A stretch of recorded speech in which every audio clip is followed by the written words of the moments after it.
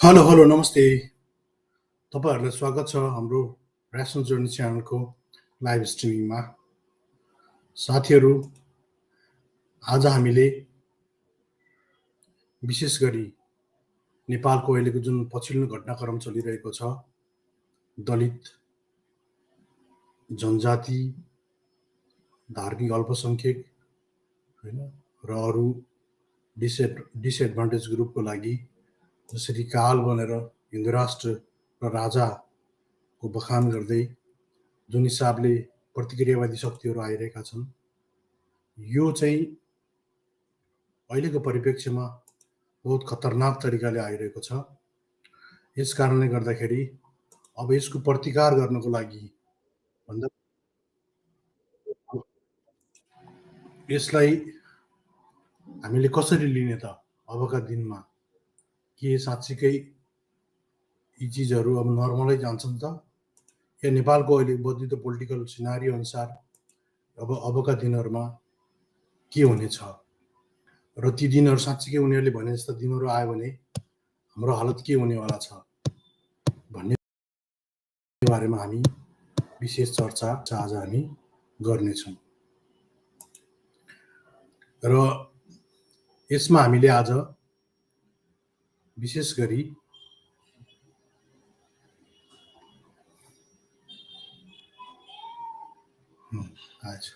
ठिक छ, आवाज कस्तो आइरहेको साथीहरू? एकचोटि आवाजको बारेमा तपाईँहरूले मलाई थोडा फिडब्याक दिनुभयो भने मलाई अझ सजिलो हुन्थ्यो। आजको हाम्रो टपिक छ हिन्दू राष्ट्र राजा दलित, शूद्र र आदिवासीको लागि खतरनाक छ या छैन, या why Hindu rashtra and monarchy is more dangerous for Dalit, Shudra and tribes भन्ने बारेमा आज हामी छलफल गरिरहेका छौँ। यसमा हाम्रो आज फर्स्ट यसमा के हुनेछ भने फर्स्टमा म तपाईँहरूलाई हाम्रो डिस्क्लेमरको बारेमा जानकारी गराउन चाहन्छु। हाम्रो उद्देश्य भनेको समाजमा तार्किकता, नैतिकता, मानवता साथसाथै सामाजिक न्यायवादी समाज निर्माण गर्दै त्यसको मेन हाम्रो च्यानलको फोकस चाहिँ साइन्टिफिक टेम्परमेन्टको विकास गर्ने या वैज्ञानिक चिन्तन प्रणालीको विकास गर्दै समाजमा तार्किक यानि कि क्रिटिकल मास तयार गर्ने, इन्फर्म क्रिटिकल मास तयार गर्दै आजको बदलिदो एआईको जमानामा मोडर्न सिभिलाइजेसनमा काँधमा काँध राखेर हामी अगाडि बढ्न सकौँ, त्यसको लागि हाम्रो समाजलाई एउटा अग्रगामी बाटोतिर डोर्याउने हो। र हामी कुनै पनि प्रकारको डिस्क्रिमिनेसनहरू caste, creed, religion, race, gender, class and colour कुनै पनि प्रकारको डिस्क्रिमिनेसनलाई हामी सपोर्ट गर्दैनौँ। र हाम्रो नितान्त हाम्रो उद्देश्य भनेको समाजमा इक्विटी, लिबर्टी, फ्रेटर्निटी एन्ड जस्टिसको स्थापना गर्ने हो। र आजको हाम्रो डिस्कसनमा विशेष गरी हाम्रो फर्स्ट आवरमा चाहिँ हामी प्रेजेन्टेसन दिनेछौँ ताकि यो हिन्दू राष्ट्र राजा र त्यसमा पनि दलित, शूद्र र आदिवासीको इन्टर सम्बन्ध के कस्तो खालको छ त्यो खालको कुरालाई हामी एउटा थ्योरिटिकल्ली होइन एउटा प्रेजेन्टेसनमा पेस गर्नेछु आफ्नो बेस्ट अफ माई नलेज होइन, मैले आफ्नो तरिकाले जुन तयारी गरेको छु त्यसलाई फर्स्ट हाफमा म प्रेजेन्ट गर्नेछु र सेकेन्ड हाफमा चाहिँ तपाईँको लिङ्क मैले अलरेडी दिएको छु, तर फेरि पनि पुनः म लिङ्क चाहिँ युट्युब च्यानलको तपाईँ हाम्रो युट्युब च्यानलमा जोइन गर्न सक्नुहुन्छ ऱ्यासनल जर्नी, र त्यो कमेन्ट सेक्सनमा तपाईँले जानुभयो भने त्यहाँ पनि पाउनुहुन्छ तपाईँले जुन यो डिबेट लिङ्क, त्यसमा तपाईँ आउनुभयो भने हामी छलफल गर्नेछौँ, डिबेट गर्नेछौँ, डिस्कसन गर्नेछौँ, सेयर गर्नेछौँ नलेजहरू। अब हामी ढिला नगरेर हामी विषयवस्तुतिर जान चाहन्छौँ। यसको लागि हामीले कुन कुन बुकलाई लिएका छौँ भने रेफरेन्सको रूपमा हामीले यसको रेफरेन्सको रूपमा डॉक्टर सुरेंद्र प्रसाद शर्मा अज्ञात को क्या बालू की ढेर में होइन क्या बालू का ढेर में खड़ी है हिन्दू धर्म, यो एउटा किताब। त्यसपछि श्रीमद् भागवत पुराण, महापुराण, अनि श्री रामचरितमानस, मनुस्मृति, अनि डक्टर अम्बेडकरको भोल्युम 15 हिन्दी खण्डको भोल्युम 15, अनि डक्टर अम्बेडकरकै भोल्युम 17 पार्ट 3 को इङ्ग्लिस खण्ड, र वेदा र ब्रह्मसूत्र भाष्य, शङ्कर भाष्यको वेदान्त दर्शनलाई पनि लिएका छौँ। यी हामीले रेफरेन्सको रूपमा लिएका छौँ। अब हामीले जुन टपिक छ हाम्रो हैन, जुन टपिक अनुसार पहिला हामी के चाहन्छौँ भने हिन्दू धर्म हैन, हिन्दू धर्म र हिन्दू धर्म र राज्यको सम्बन्ध कस्तो खालको छ, त्यसमा हिन्दू राष्ट्र भनेको के हो हैन, र राजाको रोल के हुन्छ, त्यसको बारेमा हामी विशेष चर्चा गर्नेछौँ। त्यसको लागि हामीले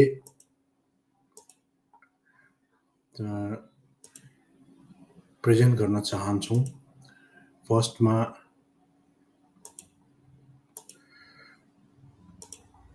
यो है, राज्य र धर्मको रिलेसनहरुमा चारवटा रिलेसन हुने गर्दछ।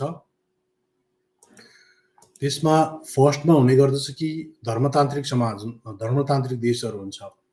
त्यसमा धर्मतान्त्रिक देशहरूमा चाहिँ धर्मको र राज्यको चाहिँ सम्बन्ध कस्तो हुन्छ त्यसको बारेमा हामी थोडा डिटेलमा जानेछौँ।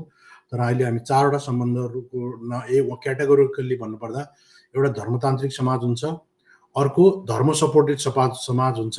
धर्म र राज्यको रिलेसनहरू ठ्याक्कै धर्मतान्त्रिक पनि हुँदैन, ठ्याक्कै सेकुलर पनि हुँदैन हैन, धर्म सपोर्टेड टाइपको। हाम्रो जुन 2047 सालको संविधान थियो त्यो टाइपको, या अहिले जुन बङ्गलादेशहरू या अरू देशहरू हुन्छन् जुन ठ्याक्कै धर्मतान्त्रिक पनि नै र सेकुलर पनि नै त्यो टाइपका।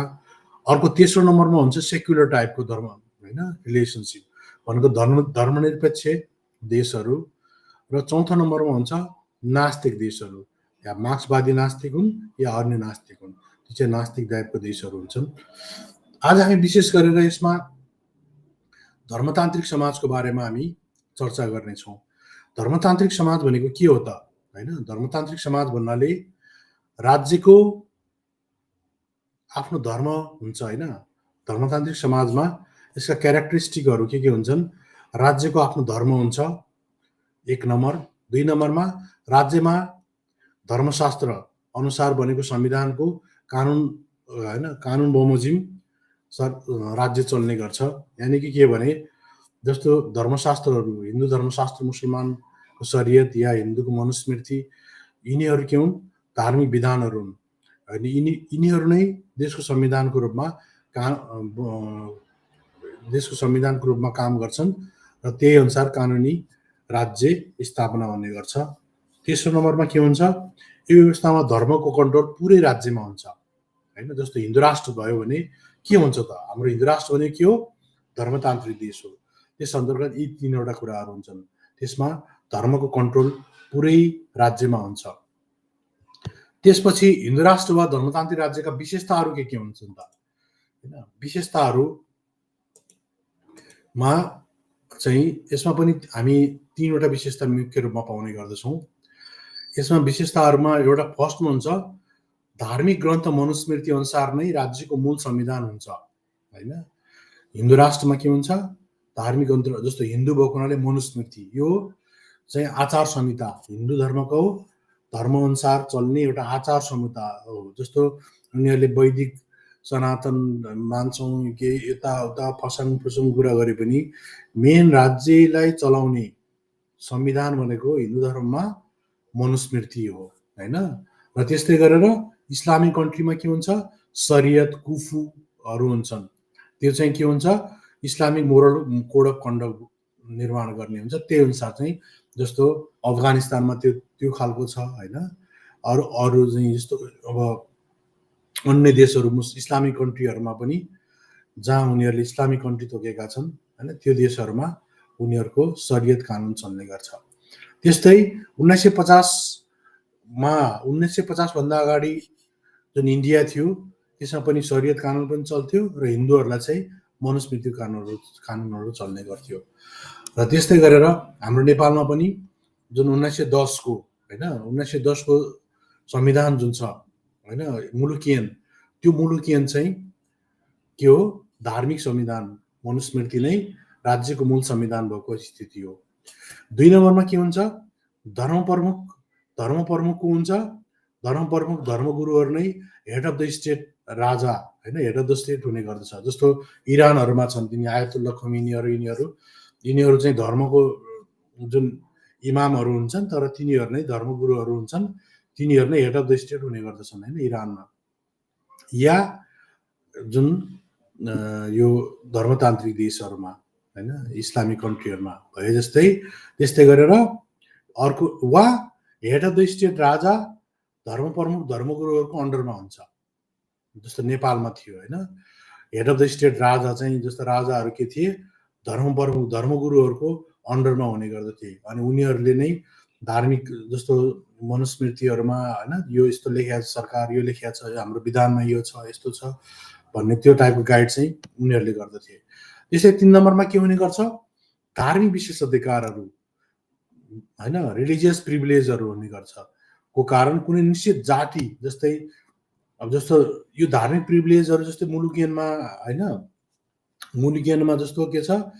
अब जुन तागादारीहरु छन् नि, स्पेशली जनै लगाउने जनेउधारी वर्गहरुमा जस्तो ब्राह्मण, राणा, क्षेत्री, यस्तो त्यस्तै गरेर बज्राचार्य, श्रेष्ठ, शाह, मल्ल, जस्तो तराईमा ठाकुर, झा, मिश्र, यिनी सबै के थिए?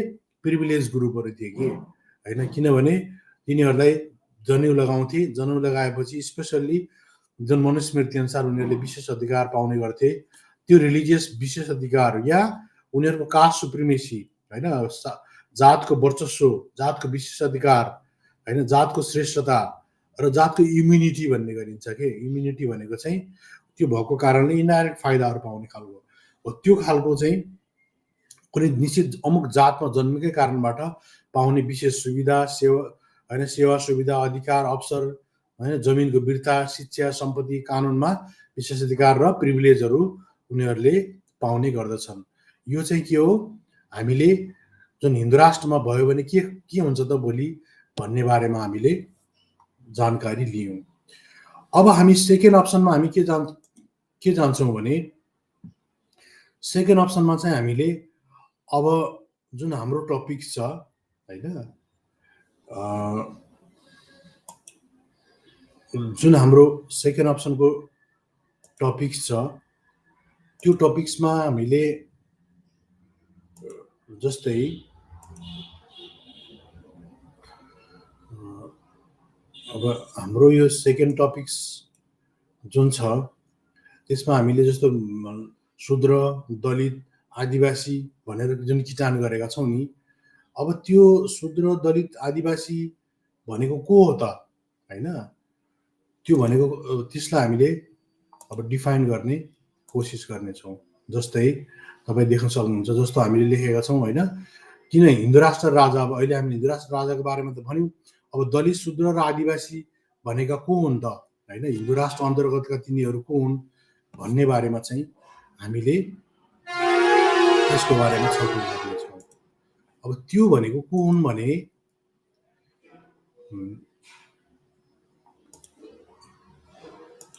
अब त्यो भनेको चाहिँ फर्स्टमा हामीले जस्तो अब जुन नेपालको कन्टेक्स्टमा या हिन्दू धर्मको कन्टेक्स्टमा अब खास शूद्र क्याटेगोरिकली लगभग शूद्र भन्ने बुझिन्छ, तर शूद्र भनेको चाहिँ को हो त, या दलित भनेको को हो, या हैन जनजाति भनेको को हो त भन्ने बारेमा हामी चर्चा गर्नेछौँ। यस अन्तर्गत हामीले फर्स्टमा तपाईलाई जस्ट एउटा मात्रै देखाउन खोजिरहेको छु मैले है। जस्तो यो अन्त्यज भनेको, जुन अन्त्यज भनेको चाहिँ पानी नचल्ने जातहरुलाई अन्त्यज भन्ने गरिन्छ।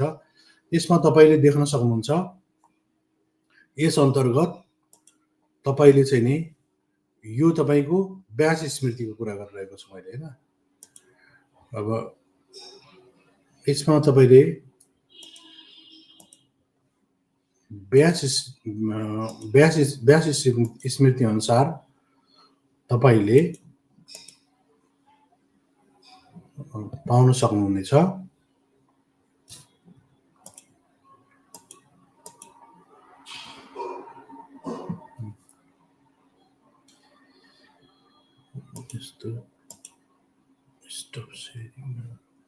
जस्तो व्यास स्मृतिले के भन्छ भने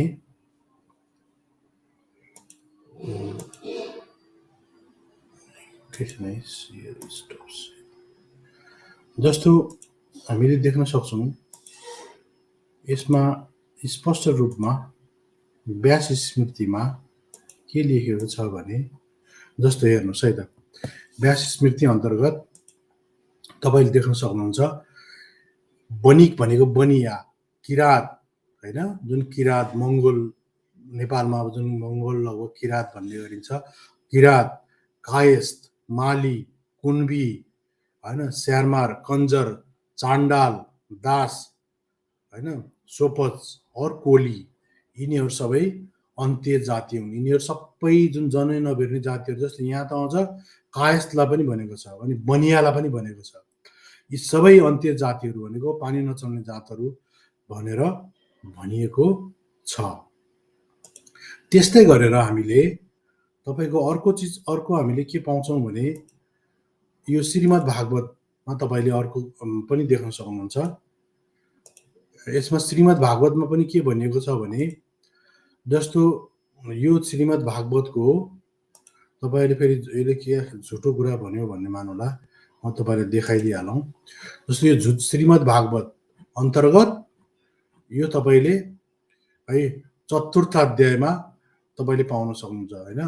चतुर्थ अध्यायको श्रीमद् भागवतमा तपाईँले के देख्न सक्नुहुन्छ भने 17 नम्बर बुदामा होइन किरात,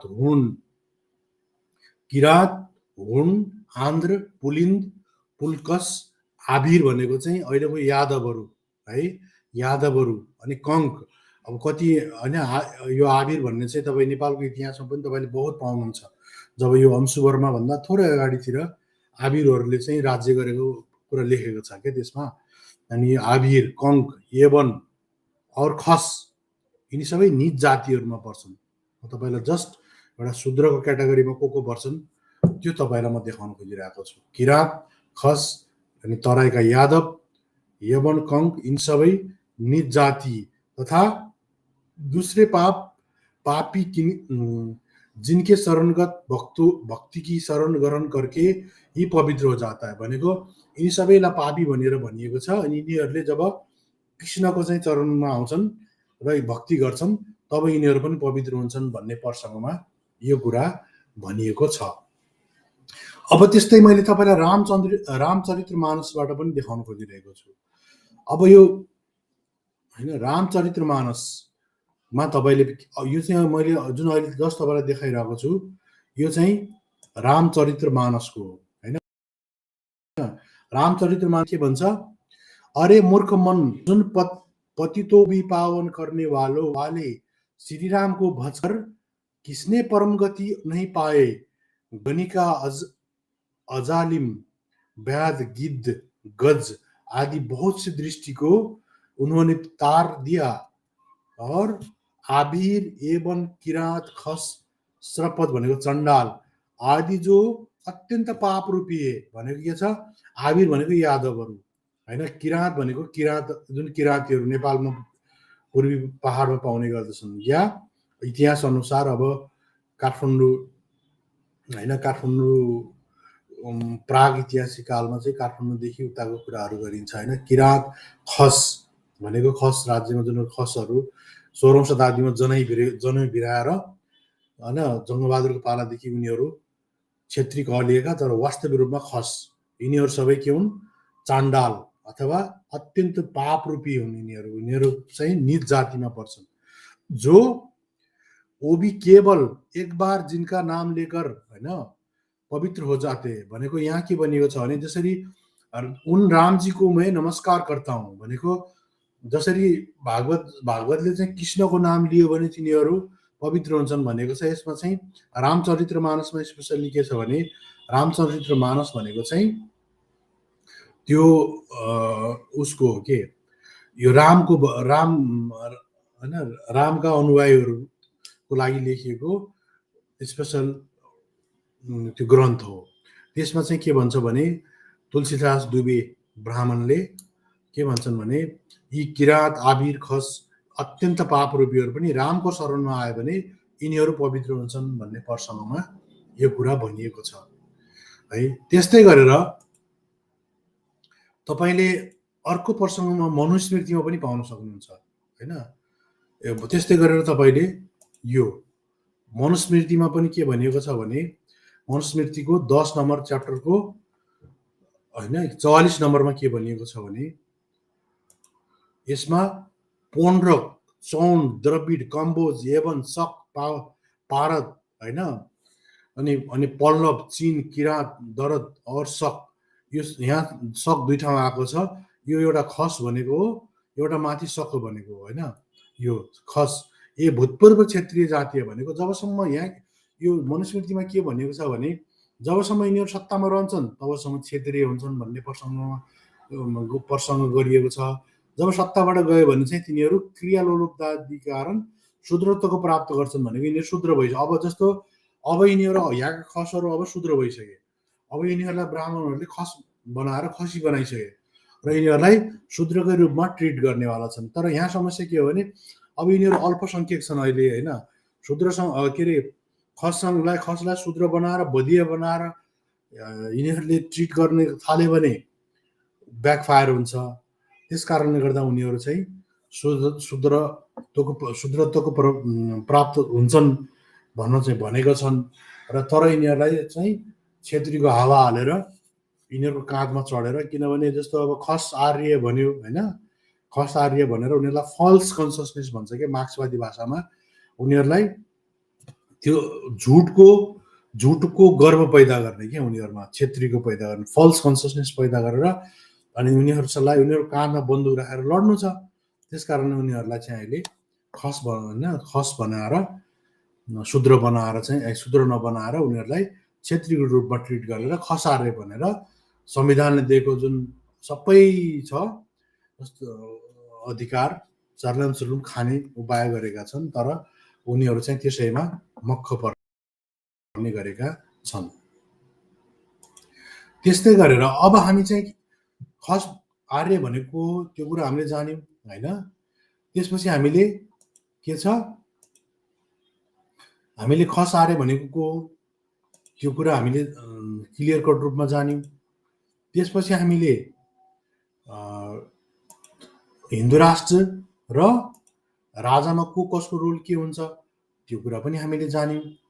अब हामीले यति जानिसकेपछि अब हामी विशेष प्रसङ्गमा प्रवेश गर्नेछौँ होइन। विशेष प्रसङ्गमा हामी प्रवेश गर्दैछौँ।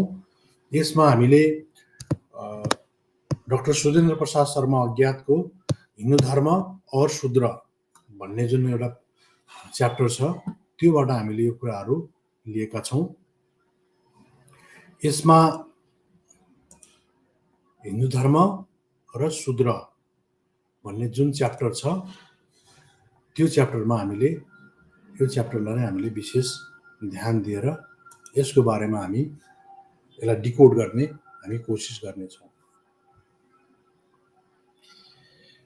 यसमा के छ भने हिन्दू धर्म र शूद्रको रिलेसनसिप कस्तो खालको छ होइन। विभिन्न खाले हिन्दू धर्मका ग्रन्थहरू जुन छन् ती ग्रन्थहरूमा हिन्दू धर्मको रोल कस्तो खालको छ त्यो कुरालाई चाहिँ उनले प्रसङ्ग हरेक ठाउँमा होइन प्रत्येक चिजमा उनले त्यो चिजलाई चाहिँ उनले क्लियरिफाई गर्ने कोसिस गरेका छन् है।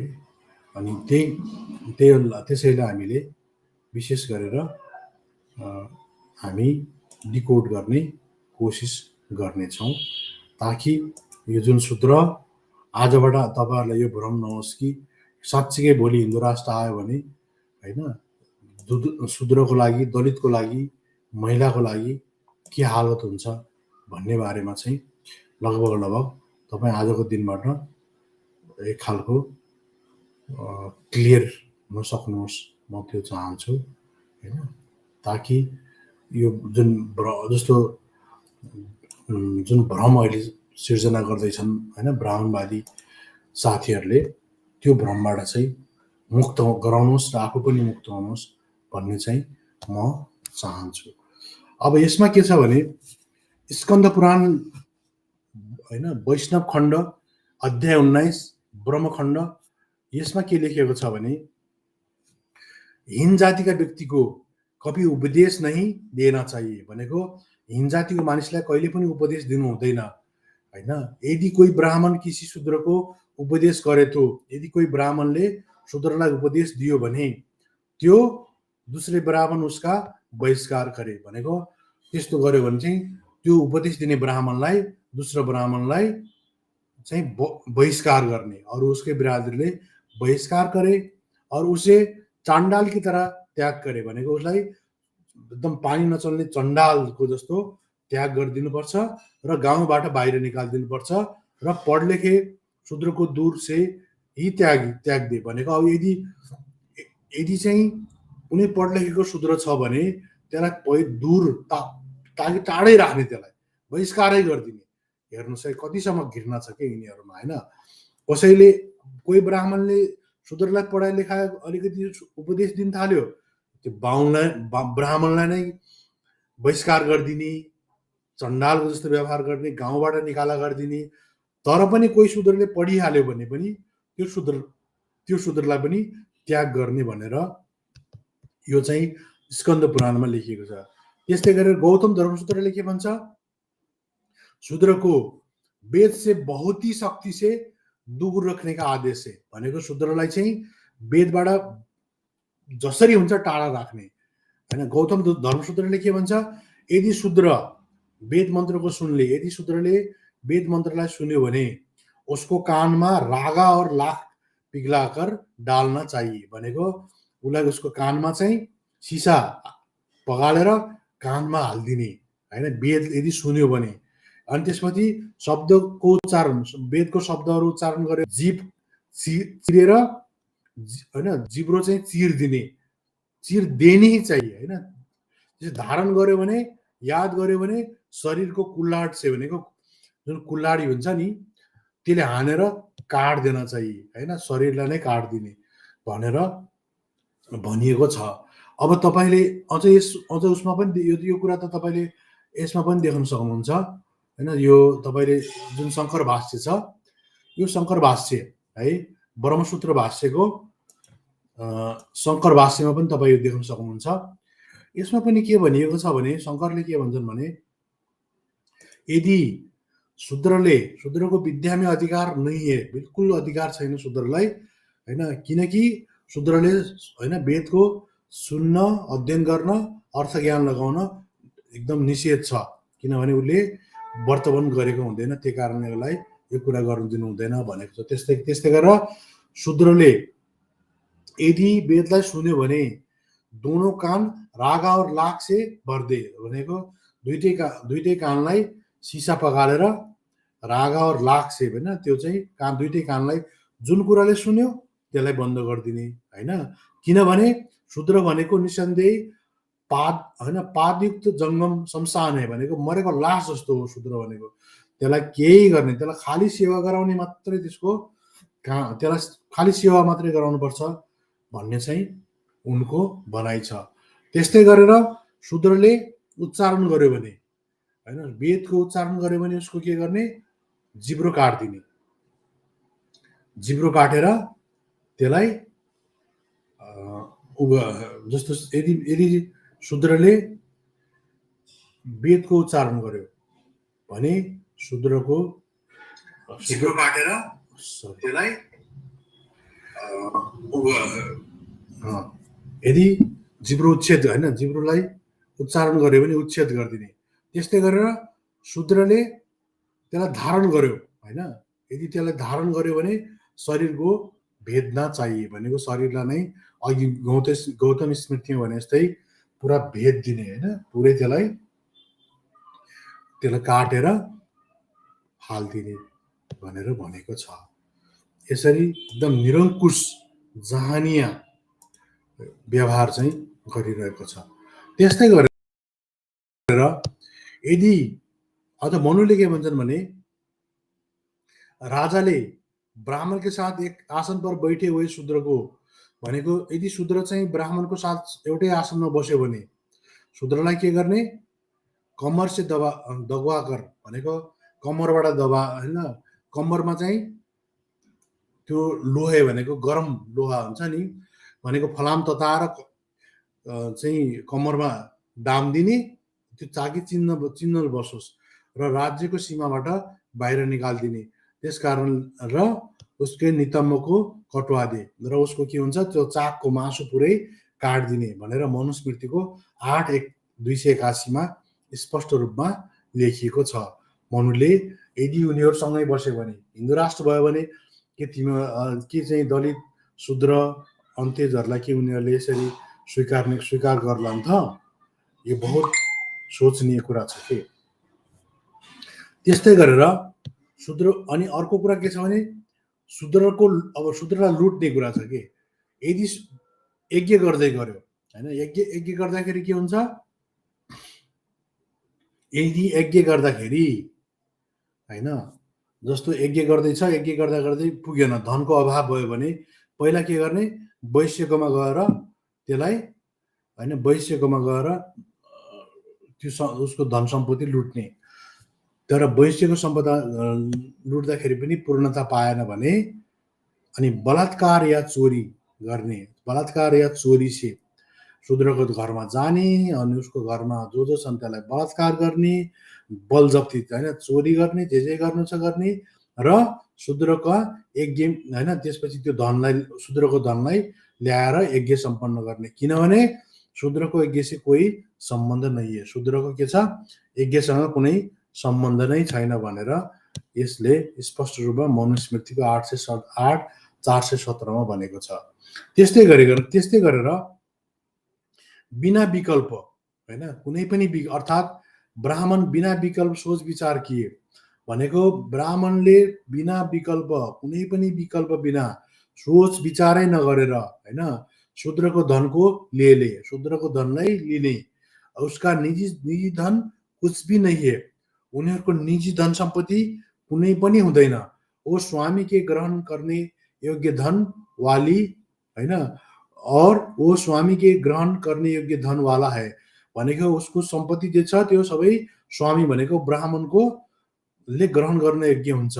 किनभने अर्थात् शूद्रको धनको ग्रहण गर्ने का अधिकार उसके स्वामीको हो, किनभने शूद्रको धनलाई ग्रहण गर्ने अधिकार चाहिँ उसको स्वामीलाई हुन्छ भनेर भनिएको छ।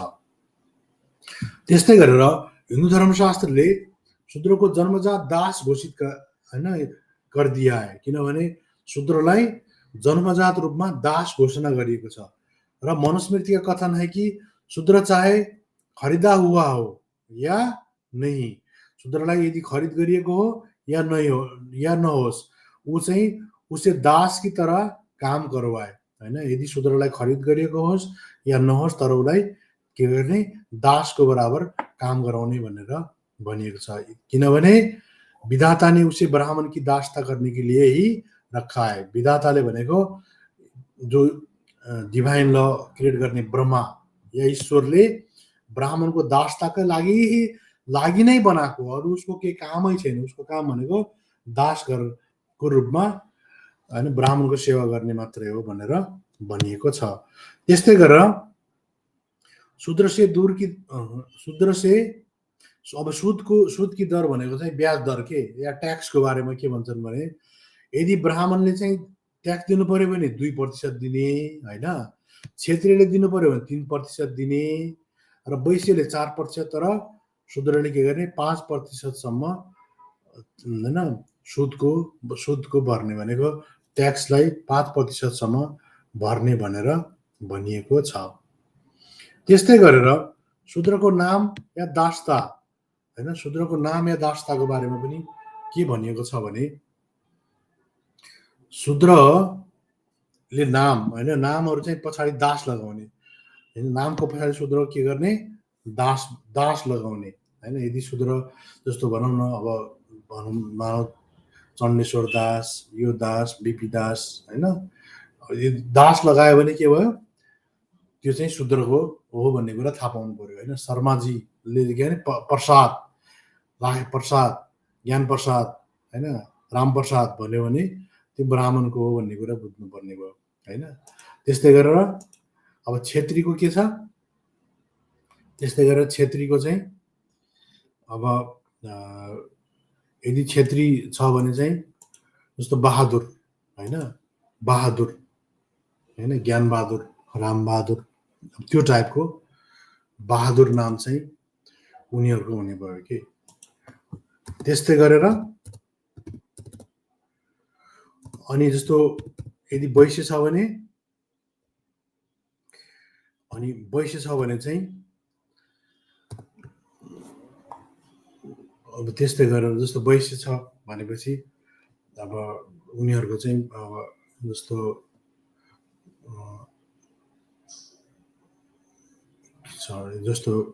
दास छ भने चाहिँ शूद्र भयो होइन वैश्य छ वैश्यहरूको चाहिँ के हुन्छ जस्तो गुप्ताजीहरूको यिनीहरूको अब अग्रवालहरू गुप्ताहरू यिनीहरूको चाहिँ फेरि अर्को होइन त्यस्तै जस्तो भनौँ न अब बहादुर ब्राह्मणको प्रसाद उनीहरूको भने जस्तै वैश्यहरू पनि त्यस्तो खालको हुने भयो त्यस्तै गरेर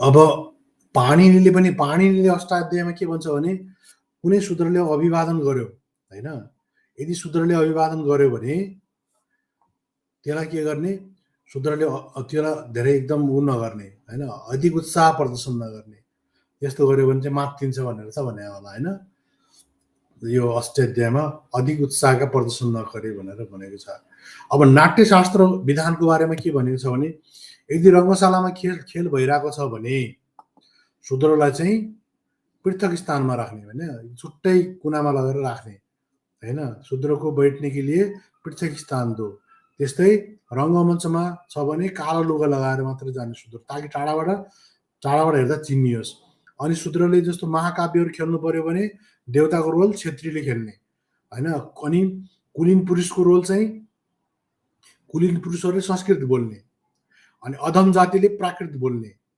अनि अत्यन्त अधम पात्र चण्डालहरूले चाहिँ यो मगधी भाषा या पैसाची भाषा हेर्नुहोस् त जुन मगध भनेको यो सम्राट अशोकको पाला जुन मगध छ या अहिले पनि भनौँ न जस्तो मगध एरिया भनेको चाहिँ उत्तर प्रदेशको यो जुन यो अयोध्या एरिया हुँदै घाग्रा नदी हुँदै यो बाँके बर्दिया होइन यो एरिया चाहिँ मगध एरियामा आउँछ कि अब यो मगध भाषा बोल्नेहरू के भए चाण्डाल भए अनि प्राकृत भाषा भनेको लोकल भाषा बोल्ने होइन जुन पाली भाषा बोल्ने वा प्राकृत भाषा बोल्नेहरू उनीहरू चाहिँ अवध अनि संस्कृत भाषा चाहिँ कुलीनहरूले मात्रै बोल्ने भनेर भनेको छ त्यस्तै गरेर शूद्र स्पर्श अब शूद्र चाहिँ लाई छोयो भने के हुन्छ त छोयो भने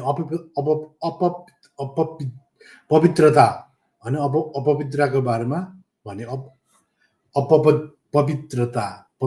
पवित्रता होइन इम्प्युरिटीको बारेमा कुरा गरिएको छ कि जस्तो शूद्र से स्पर्श हो जाने पर उच्च जातिका हिन्दू अपवित्र हुन्छ भनेको शूद्रसँग कुनै उच्च जातिको हिन्दूले छोयो भने होइन स्पर्श गर्यो भने त्यो चाहिँ अपवित्र हुने हुन्छ भनेर भनिएको छ त्यस्तै उसको छायासम्म पर्यो भने पनि छायासम्म पनि पर्यो भने उसबाट दूर भाग्नुपर्छ भनेर भनिएको छ अनि सम्वर्त स्मृतिले के भन्छ भङ्गी पतित मुर्दा अन्त्यज होइन मासिक धर्मवाली स्त्री 10 दिन के भीतर सुतिका स्त्रीलाई यदि स्पर्श गर्यो भने अपवित्र हुन्छ र त्यस्तो हो भने वस्त्रसहित भनेको लुगा लगाएरै नुहायो भने बल्ल अनि उनीहरू पवित्र हुन्छन् भनेर भनिएको छ त्यस्तै गरेर शूद्रले के गर्ने शूद्रको देखकर्मी होइन शूद्रलाई हेर्यो भने पनि उच्च जातिहरू अपवित्र हुन्छन् भनेर पराशर स्मृतिले भन्ने गरेको छ कि यदि शूद्रलाई शूद्रलाई जस्तो यहाँ अहिले पनि चलाउनु छ नि, बिहानै जस्तो कुनै तल्लो जातिको मान्छेलाई देख्यो भने होइन कस्तो सायदै परेन हो, डुमको यो मुख देखाउनु पर्यो। कति मान्छेहरूले भनिरहन्छन् कि गाउँघरतिर सहरतिर पनि गाउँघरतिर भनिरहन्छन्, नभने उनको मनमा जुन त्यो मनुस्मृति पराशर स्मृति यिनी स्मृतिहरूका कमाल हो के त्यो भने के हो, त्यसरी देख्यो भने चाहिँ उच्च जातिले होइन शूद्रलाई त्यसरी देख्यो भने मात्रै पनि अपवित्र हुन्छन् भनेर भनिएको छ। यो धर्मशास्त्रीय विधान हो। यो पराशर स्मृतिमा पराशर स्मृतिको 6को 24 नम्बरमा लेखेको छ। त्यस्तै गरेर भङ्गी चण्डालको देख्यो भने सूर्यको, अब अर्को के भन्छ, यदि भङ्गी चण्डाललाई त्यसरी झाप्पै देखिहाल्यो भने सूर्यको दर्शन गर्यो भने शुद्धि प्राप्त हुन्छ भनेर व्यास स्मृतिले भनेको छ होइन। व्यास स्मृतिले के भन्छ, त्यस्तो स्थिति भयो भने चाहिँ के भन्छ, अनि सूर्यलाई हेर्ने भनेर भन्छ। त्यस्तै गरेर अनि त्यो चाहिँ यो पनि केले भन्छ, यो सूर्यलाई हेर्ने भनेर पराशर स्मृतिले भन्छ।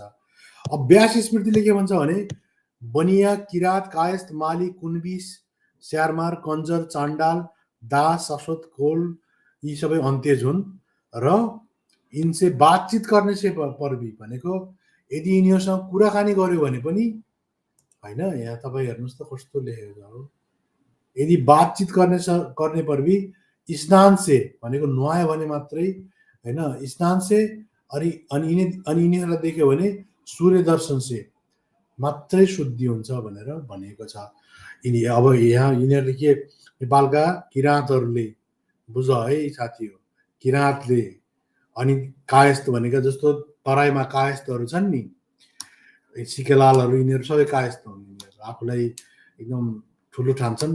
यी मेन चाहिँ यिनको होइन जस्तो यो किन जस्तो भनौँ न, अब यो यसको मुद्दाहरू छ के, यो मुद्दा परेर पछि कायस्थहरू जितेर त्यो पनि यो बङ्गाल एरियामा मात्रै या यो बिहार एरियामा मात्रै भन्ने टाइपको यस्तै छ कि त्यो पछि कुनै दिन छलफल गरौँला।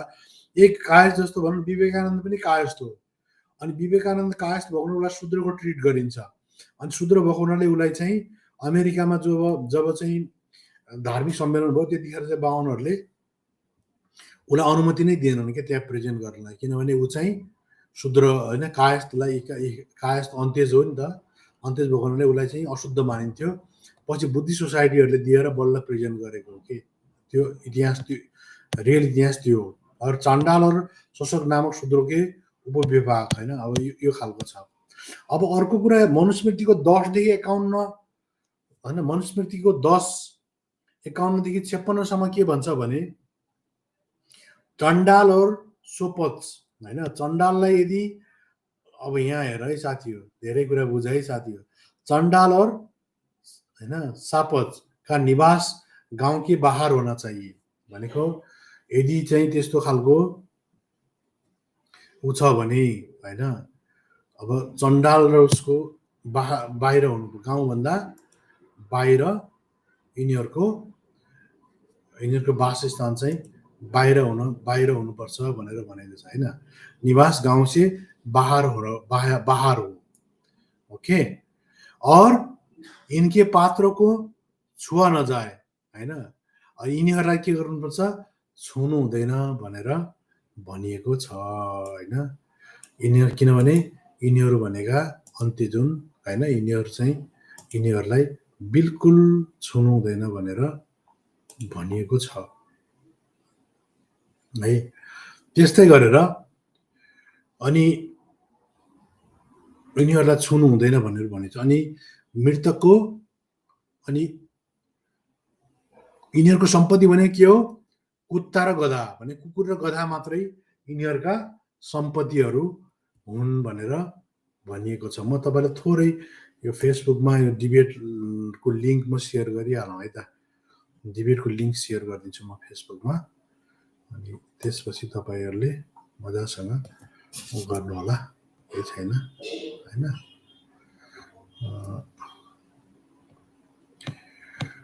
होइन एक मिनट,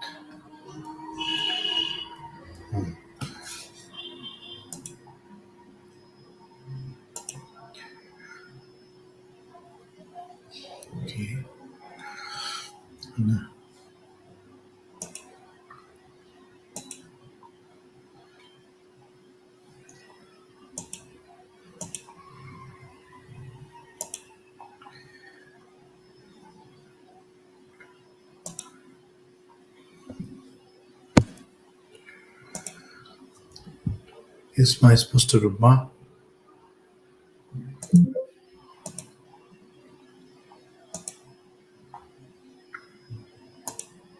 हो। अब यसमा के भनिएको छ भने यिनीहरूको सम्पत्ति भनेको के हो? सम्पत्ति भनेको कुत्ता र गधा हो। त्यस्तै होइन, मृतकको वस्त्र जुन हुन्छ भने मरेको मान्छेको वस्त्र लगाउने नै यिनीहरूको वस्त्र वस्त्र हो भनेर भनेको छ कि कति साह्रो हेर्ना गरेको हो। मृतकको वस्त्र यिनके पहिनने के वस्त्र है।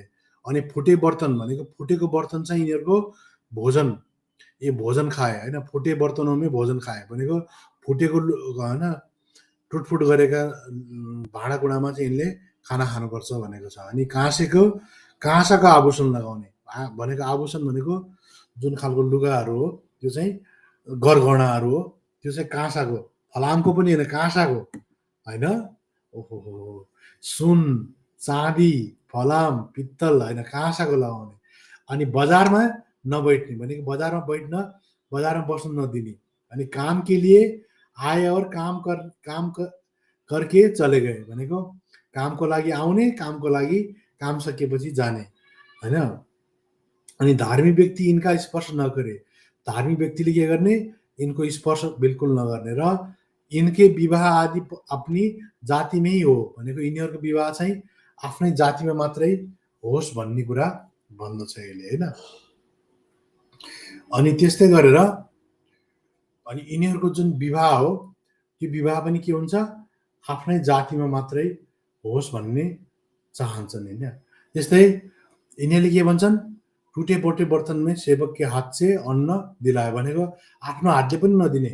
जुन बाली गरे प्रथा छ नि, ठ्याक्कै बाली गरे प्रथाको कुरा गरेको के, जुन टुटे फुटेको हात हुन्छ। अनि त्यस्तै गरेर सरी होइन, अब अनि के भन्छन् भने टुटे फुटेको हातबाट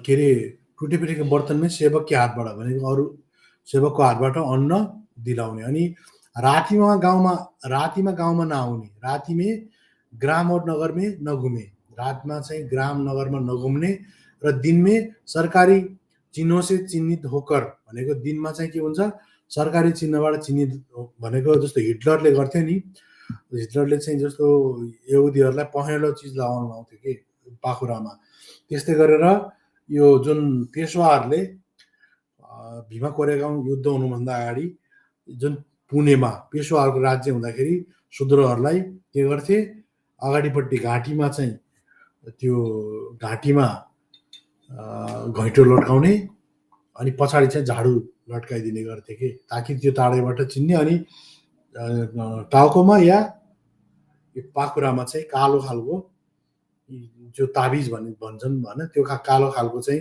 कपडा बाँधिदिने गर्दथे ताकि टाढैबाट चिनियोस्। र राति गाउँमा जान नदिने कारण के भने उनीहरूको छायामा पर्यो भने पनि अशुद्ध हुन्छ भन्ने मनुस्मृतिमा लेखेको छ कि।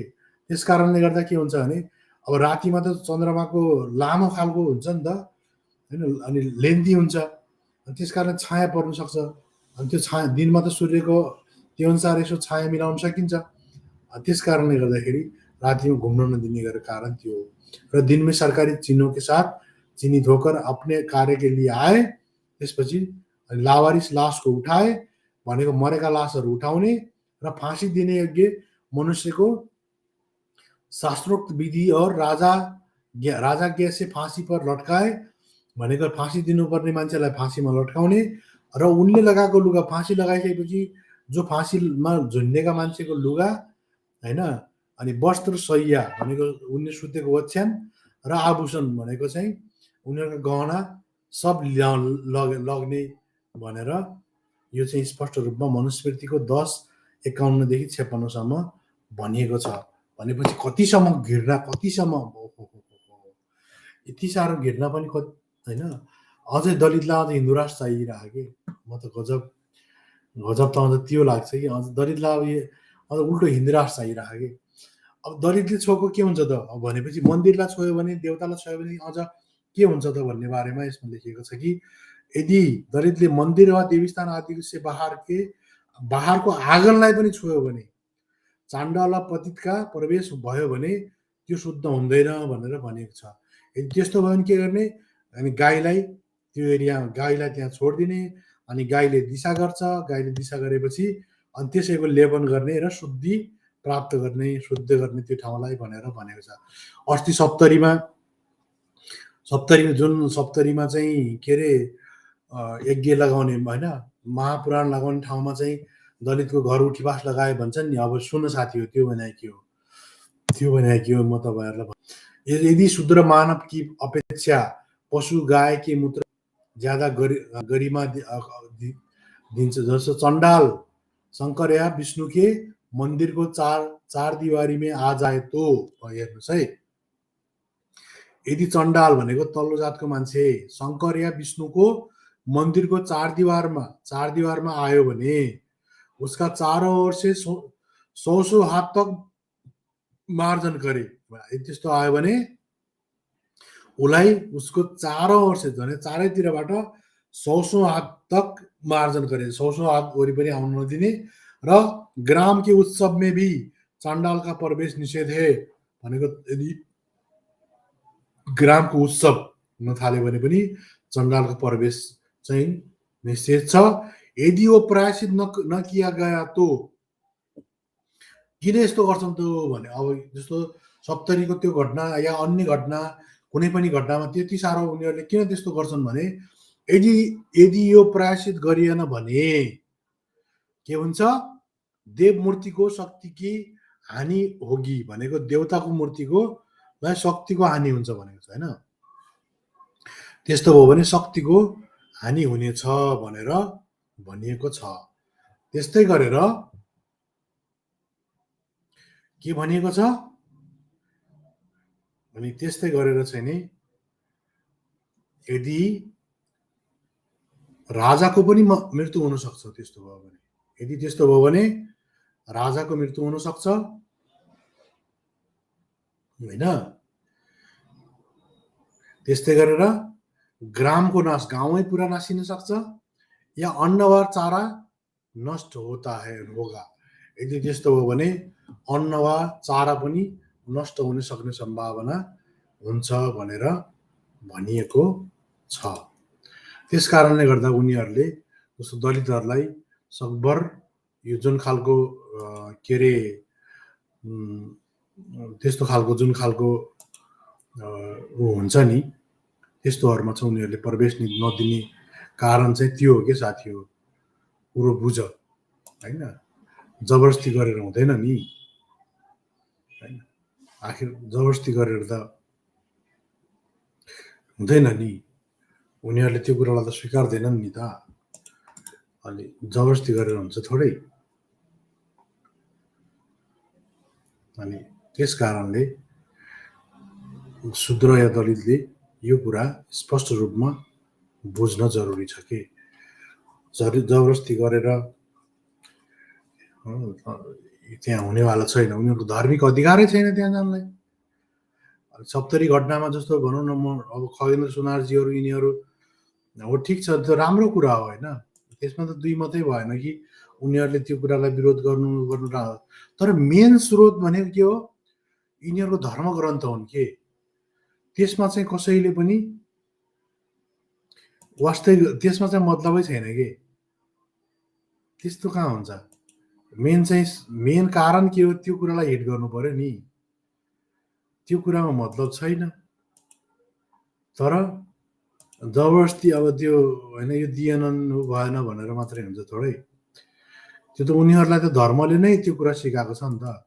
यदि त्यो धर्म त्यो अनुसार उनीहरूले गए र त्यो अनुसार व्यवहार गरे भने त के भन्छ, राजाको नाश हुन्छ, गाउँको नाश हुन्छ होइन, सबको नष्ट हुन्छ।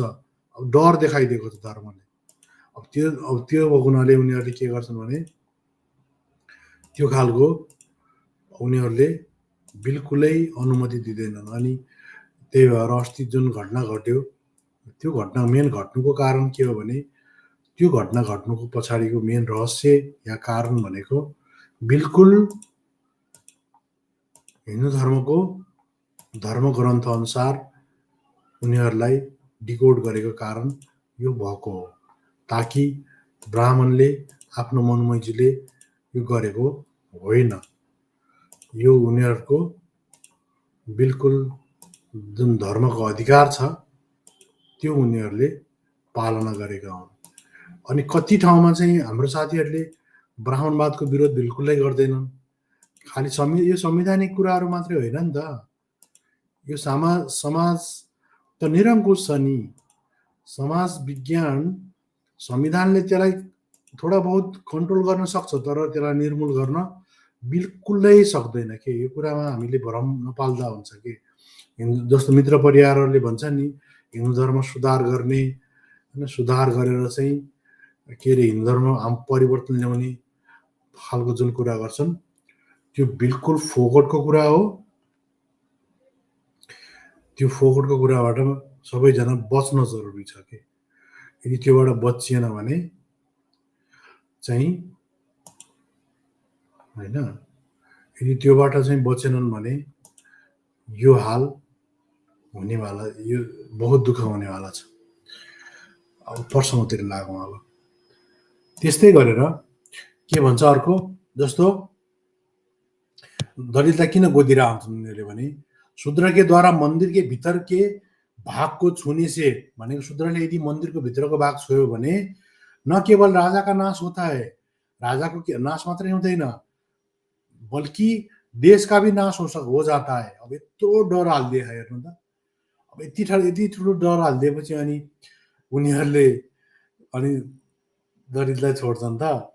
यदि वहाँ गोबरका लेप, अब त्यस्तो हो भने के गर्ने, गोबरको लेप लगाउने र लेप करके दूसरी क्रिया है कि जाए कि वो बचाव हो सकता है। भनेको गोबरले मान्छेको भ्यालु भन्दा गोबर र गाईको मुतको भ्यालु छ भन्ने कुरा नबिर्स साथी हो। त्यही भएर औकात हिन्दू धर्ममा चाहे खस होस्, चाहे किरात होस्, चाहे शूद्र होस्, यादव तलको होस् या दलितहरू होस्, कसैको पनि केही औकात, जो जनै नलाउने वर्ग कुनैको पनि औकात छैन। पछि आर्य समाजले घालमेल गरेर जनैको नौटङ्की गर्ने मात्रै हुन्। आर्य समाजले पनि जनैको खास होइन, अब उनीहरूले वेद, म अहिले आउँछु प्रसङ्गमा आउँछु अहिले तपाईँहरूमा।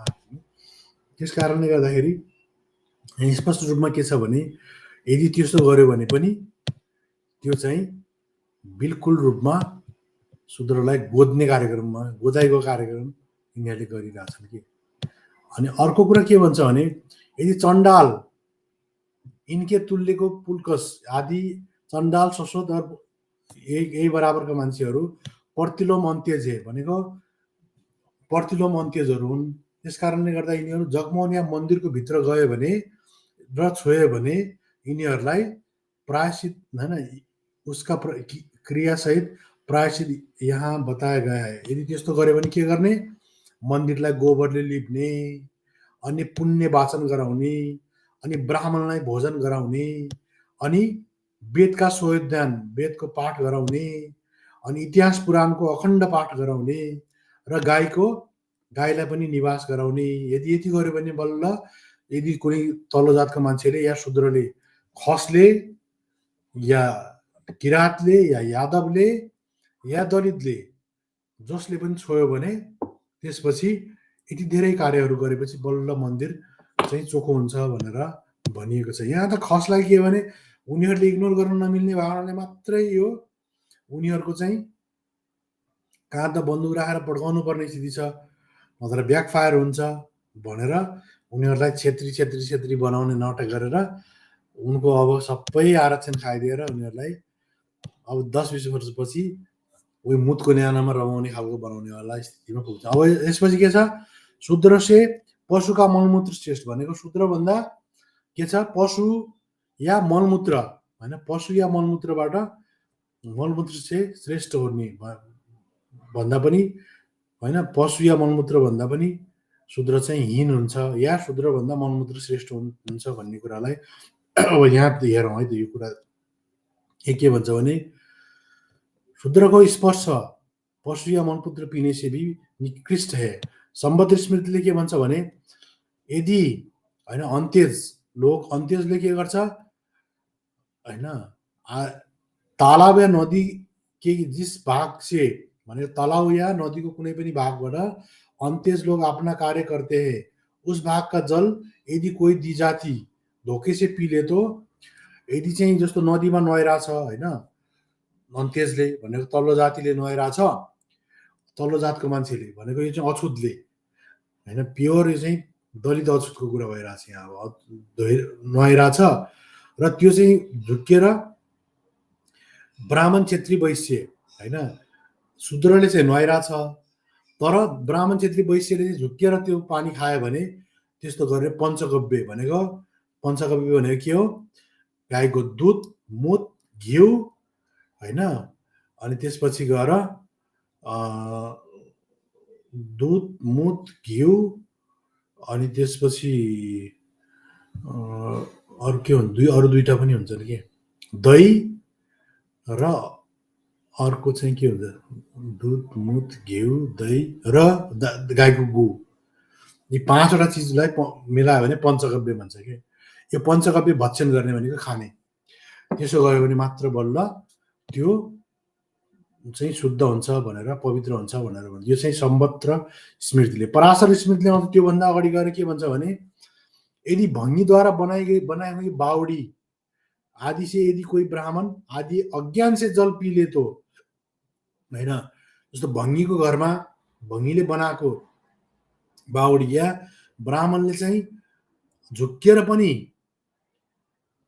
जुन भङ्गीको घरको या शूद्रको घरको पानी पियो भने के हुन्छ, 24 घण्टे उपवास गर्ने, यदि 24 घण्टासम्म अरू केही नखाने उपवास गर्ने भने शुद्ध हुन्छ। तर यदि भङ्गी के बर्तन का जिस कुएं से स्पर्श होता है भनेको, भङ्गीको जुन भाँडो छ त्यो भाँडोले जुन कुवामा स्पर्श गरेको छ, त्यो स्पर्श गरेको कुवाका जल यदि कोही पिले तो होइन, यदि त्यो त्यस्तो खालको कोहीले पिएको छ भने 3 दिन 3 रात गौमूत्र पान गर्यो भने, गाईको मुत खाने र गाईको मुतमा जौँ उमारेर त्यो चाहिँ खाने, भक्षण गर्यो भने बल्ल शुद्ध हुन्छ भनेर पराशर स्मृतिको 6:24-25ले भन्ने गरेको छ। केवल वो लोग ही अपवित्र होता है, शूद्रों को स्पर्श से अपवित्र हुए कुए। अब यहाँ त के भयो भने, कुवा पनि मान्छे मात्रै होइन, कुवा पनि अपवित्र हुन्छ यदि शूद्रले छोयो भने, या भङ्गीले छोयो, या अन्त्य चाण्डालले छोयो भने भनेर त्यस्तो समय तिनीहरूले घृणा गर्छन् कि। त्यस कारणले गर्दाखेरि अस्ति जुन त्यो यज्ञ गर्ने एरियामा जुन दलितलाई खेद्नु कारण के हो भने, उनीहरूले त्यो एरियालाई एकदम अपवित्र मान्छ कि। तपाईँ देखिरहनु भएको छ नि होइन, त्यस कारणले गर्दा उनीहरूले त्यसलाई खेद्न टाढा लगेर राखिदिउँ, हामीले एकदम ठुलो गुण लगायौँ भन्छन्। त्यो गाउँभन्दा पर लगेर राखेर अनि के ठुलो कुरो हो, त्यो त उनीहरूले त मनुस्मृतिलाई लागू गरेको न देखियो। त्यस्तै गरेर 1 दिन रात उपवास पञ्चगव्य पिने चाहिँ, अब त्यो त्यस्तो गर्यो भने अनि के हुन्छ, अनि दिन रात उपवास गरेर पञ्चगव्य खायो भने अनि बल्ल हुन्छ भन्छ कि। अनि त्यो अब अर्को कुरा हेरौँ है त, हिन्दू धर्ममा केवल शूद्र और द्विजातिकै भेदभाव उत्पन्न किया भने, अब यसले के गर्छ, के भन्न खोजेको के छ भने, शूद्र र द्विजाति भनेको तीनटा माथिका दुई जाति भए, जनेऊ नलाउने शूद्रमा मात्रै होइन कि शूद्रहरूको बीचमा पनि फाटो उत्पन्न गरेको छ के। त्यो भने के भने, यदि भङ्गी के बर्तन में धरे हुए जल को यदि कोई द्विजाति पी ले तो ज्ञान होने पर भी यदि उसी समय वमन कर दे तो प्रजात्य व्रत करे भनेको, यदि भङ्गीले राखेको जुन भाँडो छ त्यसमा जनेधारी बाहुन क्षेत्री वैश्यले खाए भने तुरन्त बान्ता गर्यो भने र प्रजापत्य व्रत गर्यो भने चाहिँ त्यो शुद्ध हुनेछ। तर यदि बान्ता गरेन होइन, वमन नकरके वो जल शरीर से हजम हो जाए भनेको, यदि बान्ता गर्ने र शरीरभित्र गइगयो र सोसिहाल्यो भने के गर्ने, प्रजापत्य नकरके कृच्छ चान्द्रायण व्रत गर्ने अरे। कृच्छ चान्द्रायण व्रत गरे, त्यसपछि ब्राह्मण छ भने सातपथ व्रत गर्ने, क्षेत्रीय छ भने प्रजापत्य गर्ने, वैश्य छ भने अर्ध प्रजापत्य गर्ने र भङ्गी चाहिँ शूद्रभन्दा सानो भएको हुनाले शूद्रले चाहिँ चौथाइ प्रजापत्य व्रत गर्नुपर्छ भनेर भनेको छ। त्यस्तै अन्त्येष्टि बर्तनका जल भनेको यस्तै तल्लो जातको मान्छेको जल, दही, दूध, प्रमोद से यदि कोही ब्राह्मण, क्षेत्री, वैश्य या शूद्र पिलिए तो भनेको ब्राह्मण, क्षेत्री, वैश्य र शूद्रले पियो भने ब्रह्मकुर्च उपवास गर्ने, दुई जातिका प्रायश्चित होता है भनेको यदि यो ब्रह्मकुर्च उपवास गर्यो भने दुई जातिको चाहिँ प्रायश्चित हुन्छ। तर शूद्रले उपवास मात्रै गरेर हुँदैन अरे, शूद्रले चाहिँ के गर्नुपर्छ, बाहुनलाई दान पनि दिनुपर्छ भनेर लाजै नमानेर परिजी बाहुनको लागि व्यवस्था गरिदिएको छ। यो चाहिँ पराशर स्मृतिको 6, 23, 25देखि 29, 30सम्म यो कुरा गरेको छ। त्यसै अत्रीय स्मृतिमा के, अत्रीय स्मृतिमा पनि के भनेको छ, चार जातिमा भङ्गी का अन्न खाने, अन्न कसैले खायो भने ब्राह्मणले चान्द्रे व्रत गर्ने, क्षेत्रीले सातपथ व्रत गर्ने, वैश्यले रातिका उपवास करके पञ्चगव्य पान गर्ने र शूद्रले तीन रातका उपवास करके दान गर्ने भनेको शूद्रले चाहिँ के गर्ने, उपवास मात्रै नगर्ने कि दान पनि गर्नुपर्छ भनेर भनिएको छ। त्यस्तै गरेर विवाहको बारेमा के छ भने शूद्रले केवल शूद्रलाई मात्रै, जस्तो धेरै जस्तो दलितहरू मख पर्छन् के, दलितहरूको छोरी चाहिँ या शूद्रको छोरी होइन, जस्तो यादवहरू यिनीहरूको छोरी चाहिँ अब बाहुनले बिहा गरिदियो भने मक्ख पर्छन् के। यहाँ व्यवस्था गरेको छ यार, बाहुनको छोरी शूद्रले, जस्तो आहुतिको किताबमा के लेखेको छ भने यदि शूद्र केटी छ, केटा चाहिँ बाहुन छ भने त्यो चाहिँ गाह्रो हुन्छ भनेर छ के। अनि केटी चाहिँ यदि बाहुनी छ, केटा दलित छ भने सजिलो हुन्छ। त्यो ठ्याक्क उल्टो कुरा गरेछ कि आहुतिको किताबमा कि उसलाई खास यो के अरे प्रतिलोम विवाह, अनुलोम विवाहको बारेमा आइडियै छैन जस्तो छ के होइन। यसमा व्यवस्थै गरेको छ के, शूद्रले चाहिँ शूद्र मात्रै बिहा गर्ने, तर बाहुनले के गर्ने, तर अपने शेष वर्ण भनेको अरू बाँकी वर्णले आफ्नै आफ्नै वर्णको स्त्रीको साथ विवाह गर्ने कि अतिरिक्त भनेको आफ्नो आफ्नो वर्णको स्त्री विवाह गर्नको साथसाथै उनीहरूले आफूभन्दा निज वर्णको स्त्रीलाई पनि विवाह गर्ने व्यवस्था गरेका छन्। त्यो भने के हो, शूद्र से सबै विवाह कर सकता है भने शूद्रको सबैले विवाह गर्न सक्छन्, लेकिन शूद्र वर्ण की स्त्री के पेट से उत्पन्न संतान उस व्यक्ति के संपत्ति का हिस्सा उस व्यक्ति का अन्य उच्च वर्ण की वाली पत्नी के उपजी सन्तानों के बराबर नहीं ले। यदि चाहिँ जस्तो भनौँ न, व्यवस्था त गर्यो, बाहुनले ब्राह्मण खुदको केटीसँग, क्षेत्री, वैश्य, शूद्र अरू तीनटासँग पनि विवाह गर्न सक्ने व्यवस्था गर्यो मनुस्मृतिमा। त्यसपछि के छ, तर तिनीहरूबाट यदि बच्चा जन्मियो, छोरो जन्मियो भने, चारवटैबाट छोरा जन्मियो भने बाहुनले चाहिँ के गर्छ, बाहुनको बच्चाले बाहुनीबाट जन्मेको बच्चाले चाहिँ 3 अंश पाउँछ, क्षेत्रिनीबाट जन्मेकोले 2 अंश पाउँछ, वैश्यकोबाट जन्मेकोले 1.5 अंश पाउँछ र शूद्रबाट जन्मेकोले 1 अंश पाउँछ भनेर उनीहरूले पाउने अंशमा पनि विभेद गरिएको छ। एउटै बाउ तर आमा फरक भयो भने ल्याइतेर बेइते भन्थे नि पहिला राणाकालमा, त्यस्तै खालको सिस्टम हो यो। अब शूद्रको हत्या बारेमा के लेखेको छ त, शूद्रको जस्तो जप होम होइन, शूद्रले यदि जप होम गर्यो, जस्तो अहिले त के भन्छन् यिनीहरूले होइन, शूद्रले होम यज्ञ लगाउने, अहिले नाम नलिउँ होइन, नाम लियो भने अब नराम्रो मान्लान्। जस्तो परिवार सेवा समाज भन्ने होइन, बुटोलका कोही मान्छे छन्, म नाम भन्दैन, बुझिहाल्नुहुन्छ। उनको पोस्टमा जानु नि, जहिले पनि उनी मन्दिर धाउने। म किन यसो भनिरहेको छु भने उनी एउटा समाजको अग्रणी व्यक्तित्व हुन्, सम्मानित व्यक्तित्व हुन्, अनि उनले गरेका हरकतले समाजलाई धेरै प्रभाव पार्ने गर्छ कि होइन, प्रभाव पार्छ, समाजलाई झन् गर्तमा लगेर हाल्ने काम गर्छन् कि। अब कोही परिवार समाज, कोही रसाइली समाज, कोही विश्वकर्मा समाज, कोही चमार समाज, कोही होइन के अरे पासवान समाज भन्दै हिँडेछन्। यिनी सबैलाई के छ, एकदम हिन्दुत्व बचाउनु छ के। अनि यिनीहरूलाई पुरा पुराणमा जाने नाच्न पायो भने मक्ख परिहाल्छन् कि। यिनीहरूले बुझ्न जरुरी छ कि। यदि यहाँले के भन्छ, अत्रि स्मृतिले के भन्छ, शूद्रले यदि जप गर्यो भने मृत्युदण्ड दिने भनेर भनेको छ। दिए जाने का धर्मशास्त्र का आदेश है। अत्रि का कथन है कि राजा को चाहिए कि हो जब हम राजालाई यदि कुनै शूद्रले जब होम गर्यो भने त्यसलाई मार्ने वध गर्नेको पनि व्यवस्था गरिएको छ।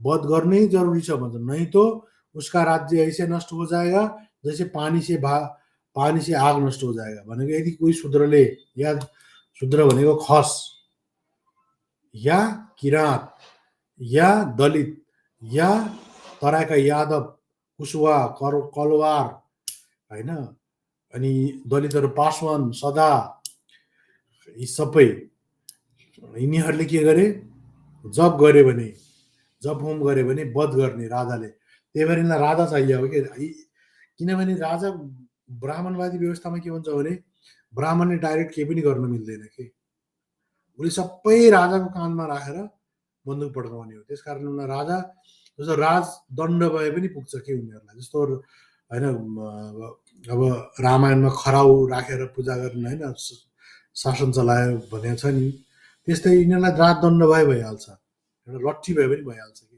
त्यहाँ पारस या ज्ञानबहादुर होइन ज्ञानेन्द्र पारस या उसको नाति जोसुकै या हर्क साम्पाङ या मित्र परियार जोसुकै भए पनि मतलब हुँदैन कि, राजा कानमा बन्दुक राखेर पठाउने हो। त्यस कारणले कति दलित जनजातिले के भन्छन् भने हर्क साम्पाङलाई बनाऊँ या दलितलाई बनायो भने त्योसँग मतलब होइन कि राजा। कुरो यसो बुझ कि राजा जो भए पनि हुन्छ, उनीहरूलाई एउटा थापना चाहियो हो। त्यस कारण के हो, यदि तिनीहरूले जब गर्यो भने राजाले के गर्ने वध गर्ने, र त्यसो वध गरेन भने के हुन्छ उसको राज्य नष्ट हुन्छ। कसरी नष्ट हुन्छ, जस्तो पानीले आगो नष्ट गर्दै त्यसरी नष्ट हुन्छ भनेर स्पष्ट रूपमा भनेको छ। त्यसै कारणले जस्तो वाल्मिकी रामायणमा के हुन्छ, यदि त्यो शूद्रले जस्तो तप गर्छ कि, अनि सम्मुखले यस्तै खालको तप गरेर आउँछ, जब होम तप गरेर आउँछ कि, जस्तो उसले चाहिँ होइन तपस्वी शूद्रले अर्धमाचरण से एक भन्नाले शूद्रले चाहिँ त्यस्तै खालको तप गरेर आउँछ कि। त्यसपछि के हुन्छ, अनि उसले रामले चाहिँ त्यही तप गरेको भरमा चाहिँ उसलाई अर्को बाहुन एउटा फटा बाहुनले के गर्छ भने मेरो छोरो बिरामी मर्यो, त्यो मर्नुको कारण चाहिँ उनी यो राज्यमा एउटा शूद्रले कहीँ न कहीँ केही चाहिँ तप गरिरहेछ, यो उग्र तप यहाँनिर लेखा छ नि, उग्र तप गरिरहेछ, त्यो उग्र तपको कारणले गर्दा मेरो छोरो मर्यो, तर तिमी राजा राम भएर पनि यति मेरो गर्दैनौ, मलाई चाहिँ के न्याय गर्दैनौ भनेर उसले भन्छ। त्यसपछि राजाले उसलाई खोज्न लगाउँछ, खोज्न जाँदाखेरि त्यहाँ सम्मुखले चाहिँ के गरेर आउँछ, उग्र तप गरेर आउँछ, अनि त को होस् भन्छ, यस्तो मेरो राज्यमा यति ठुलो विद्वान कोही छ यार, यति साह्रो तप गर्ने भनेर पहिला खुब प्रशंसा गर्छ। अनि त्यसपछि तेरो जात के हो भन्छ, जात अनि उसले के भन्छ, मुझे उसले भन्छ कि होइन श्रीराम मैं झूठ नहीं बोलता, देवलोक पर विजय पाने की इच्छा से ही तपस्या में लगाऊं, आप मुझे शूद्र सम्झिए भन्छ, मलाई शूद्र सम्झे हुन्छ भनेर सम्मुखले भन्छ। अनि सम्मुखलाई के गर्छ, रामले मैयान से चम्चमाती हुई तलवार खींच ली और उसी से उसका सिर काट दिया भनेको उसको सर चाहिँ त्यसरी काटिदिने गर्दछ कि। अब शूद्रप्रति हुने न्यायको बारेमा हामी होइन न्यायको बारेमा हामी छलफल गर्नेछौँ। शूद्रलाई जस्टिस कस्तो खालको व्यवस्था गरिएको छ त, होइन शूद्रको जस्टिस, होइन शूद्रको जस्टिसको बारेमा हामी छलफल गर्नेछौँ। अब यसमा विशेष के छ भने शूद्रलाई मार्नु भनेको के हो, मेढक भनेको भ्यागुतो उल्लु कौवालाई मारे जस्तै एकदम मार्नेको समान हो, त्यो समान हुन्छ। र धर्मशास्त्र यो चाहिँ धर्मशास्त्रीय कथन हो। र यदि बिल्ली नेउला नीलकण्ठ मेढक कुत्ता गोही भनेको बिरालोलाई न्याउलीलाई नीलकण्ठ मेढक भनेको भ्यागुतो कुकुर गोही उल्लु कागलाई यदि मार्यो भने पनि के हुन्छ, शूद्र हत्या गर्ने पर किए जानेवाला व्रत, शूद्रलाई हत्या गर्दाखेरि जति जुन व्रत गरिन्छ त्यो व्रत गर्यो भने चाहिँ त्यो पाप कटिहाल्छ भनेर भनेको। भनेको शूद्रको हत्या भनेको जनावरको भन्दा पनि नीच खालको यो मनुले 11:11:131 भनेको छ। त्यस्तै मनुले 8:68 के भनेको छ, यदि शूद्र के मुकदमे में केवल शूद्र ही गवाह, शूद्रको मुकदमामा के हुन्छ, शूद्रलाई मुद्दा गर्नु पर्यो भने शूद्रले मात्रै होइन त्यसको साथी बस्न सक्छ।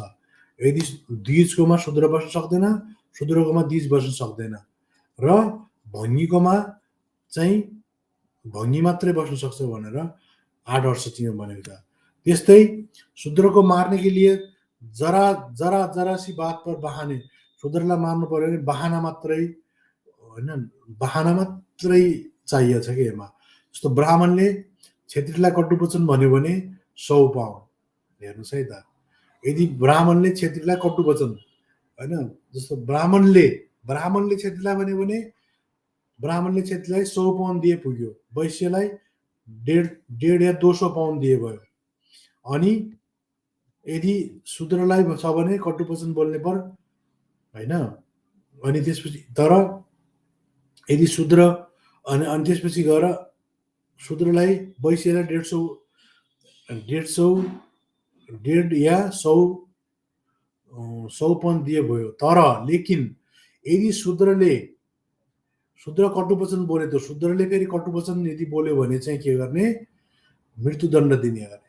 बापरे बाप, उनीहरूले बोल्यो भने के त्यही अलिअलि पैसा दिए भयो। तर यदि शूद्र कटुवचन बोले तो वो मृत्युदण्ड के योग्य है। इसके विपरीत यदि कोही ब्राह्मण किसी क्षेत्री को कटुवचन बोले तो भनेको यदि ब्राह्मणले क्षेत्रीलाई ब्राह्मणको यदि सरी है, यसमा के भनेको छ भने यदि ब्राह्मणलाई क्षेत्रीले कटुवचन बोल्यो भने 100 पाउन्ड दिने, ब्राह्मणलाई चाहिँ क्षेत्रीले भन्यो भने 100, वैश्यले भन्यो भने 150, अनि शूद्रले भन्यो भने कटुवचन गर्यो भने मृत्युदण्ड दिने। तर यसको विपरीतमा ब्राह्मणले कसैलाई भन्यो भने के गर्ने, क्षेत्रीलाई भन्यो भने 50 पाउन्ड दिने, अनि वैश्यलाई भन्यो भने 25 दिने, शूद्रलाई भन्यो भने 12 पाउन्ड दिए भयो। बस उसले ब्राह्मणले जे भन्दा पनि भयो, त्यो अलिअलि पैसा दिए भयो। तर ब्राह्मणलाई कसैले भन्यो भने, शूद्रलाई भन्यो भने त मारिदिइहाल्ने हो, बस मृत्युदण्ड दिइहाल्ने हो।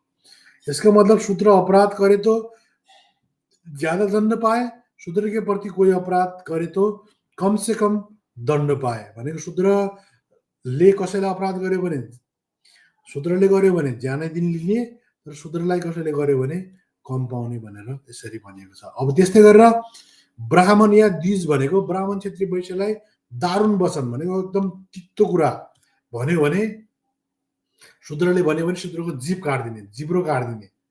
र शूद्र द्विजातिको नामबाट या जातिबाट उच्चारण गर्यो होइन, जस्तो यज्ञदत्त भने जस्तो नाम होइन, विष्णु जस्तो भनौँ जाति र नामबाट एकदम कटुवचन, जस्तो होइन, जस्तो मानौ सपोज है, जस्तो विष्णु काठो।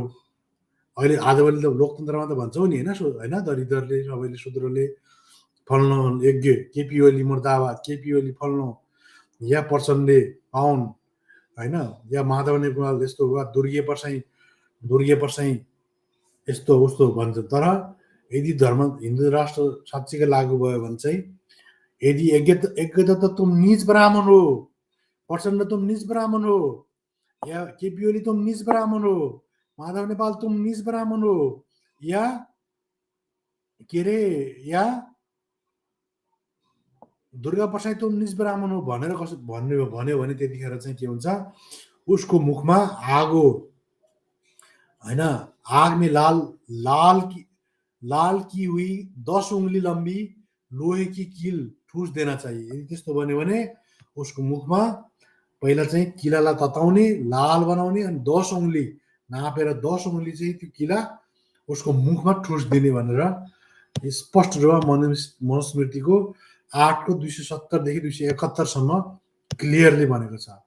त्यस्तै गरेर मनुले यदि शूद्रले कसैलाई अच्छा राम्रो काम गरे, धर्म उपदेश दियो, हेर्नुहोस् ब्राह्मण होइन, गुरु तपाईले चाहिँ हामीलाई यस्तो गर्न पाउनुहुन्न, मानवीय जुन मित्र परिवारले भन्छ नि, मित्र परिवारले भने जस्तै धर्म सुधारको कुरा गर्यो भने यदि होइन तपाईँहरूले यस्तो गर्न पाउनुहुन्न, यस्तो गर्नुभयो भने यो मानवता विरोधी हो, लोकतन्त्र विरोधी हो, समाज विरोधी हो, नैतिकता विरोधी हो, तपाईँको नैतिकताले दिँदैन होइन, तपाईँ यस्तो हामीलाई नगर्नुहोस्। महिलालाई शूद्रलाई या महिला शूद्र दलितलाई यस्तो नगर्नुहोस् भनेर महिलाले शूद्रले दलितले भन्यो भने या खसले यादवले अनि त्यसपछि गएर के अरे यो किराँतहरूले जनजातिहरूले आदिवासीले हामीलाई यस्तो गर्न पाइँदैन भन्न थाल्यो भने यिनका मुखमा होइन मुख र कानमा गरम तेल हालिदिँदा हुन्छ। जहाँबाट बोल्छ त्यहीँबाट मुखबाट र कानबाट सुन्न र बोल्ने दुईटै ठाउँमा तातो तेल हाल्ने भनेर 872 मनुले व्यवस्था गरेको छ। त्यस्तै अन्त्य शूद्र दिज होइन अन्त्यजले द्विजातिको मारेतो यदि भनेको शूद्र या अन्त्यज होइन शूद्र या अन्त्यजले जनेउधारी ब्राह्मण क्षेत्री वैश्य भनेको शूद्र या अन्त्यज भनेको दलित तल्लो जातको चण्डाल या शूद्र भन्नाले शूद्रहरू यादव कुशवा होइन कलवार बर्मा यिनी सबै होइन यिनीहरूले चाहिँ यदि त्यसपछि गएर पहाडमा खस अनि किराँत यिनीहरूले द्विजातिलाई पिटे भने दिस से मारे राजा उसी अङ्गको काटवा जुन अङ्गले हानेको छ त्यही अङ्गलाई काटिदिनु भनेर राजालाई उनीहरूले होइन भनेका छन्। राजा उसी अङ्गको कटुवाले भनेको यस्तो खालको व्यवस्था गरेको छ। अघि मैले तपाईँलाई यसमा देखाइहालेँ यदि शङ्कराचार्यको यो 1:3:34 त मैले यदि वेद पढ्यो भने सुन्यो भने त कानमा के गर्ने होइन सुन्यो पढ्यो भने मुखमा सुन्यो भने कानमा र धारण गर्यो भने शरीरलाई काटिदिने भनेर भनेको छ। त्यो कुरा तपाईँले मैले अगाडि नै देखाइहालेँ। त्यस्तै गरेर सेवाको बारेमा के भन्छ भने वायु पुराण र ब्रह्माण्ड पुराणमा शिल्प और सेवा जुन दलितहरूले शिल्पी भन्छन् नि शिल्पीको औकात हेर जुन विश्वकर्मा कोही विश्वकर्माले आफूलाई होइन एकदम ब्राह्मण हो भन्ने पनि आजभोलि देखिएछन्।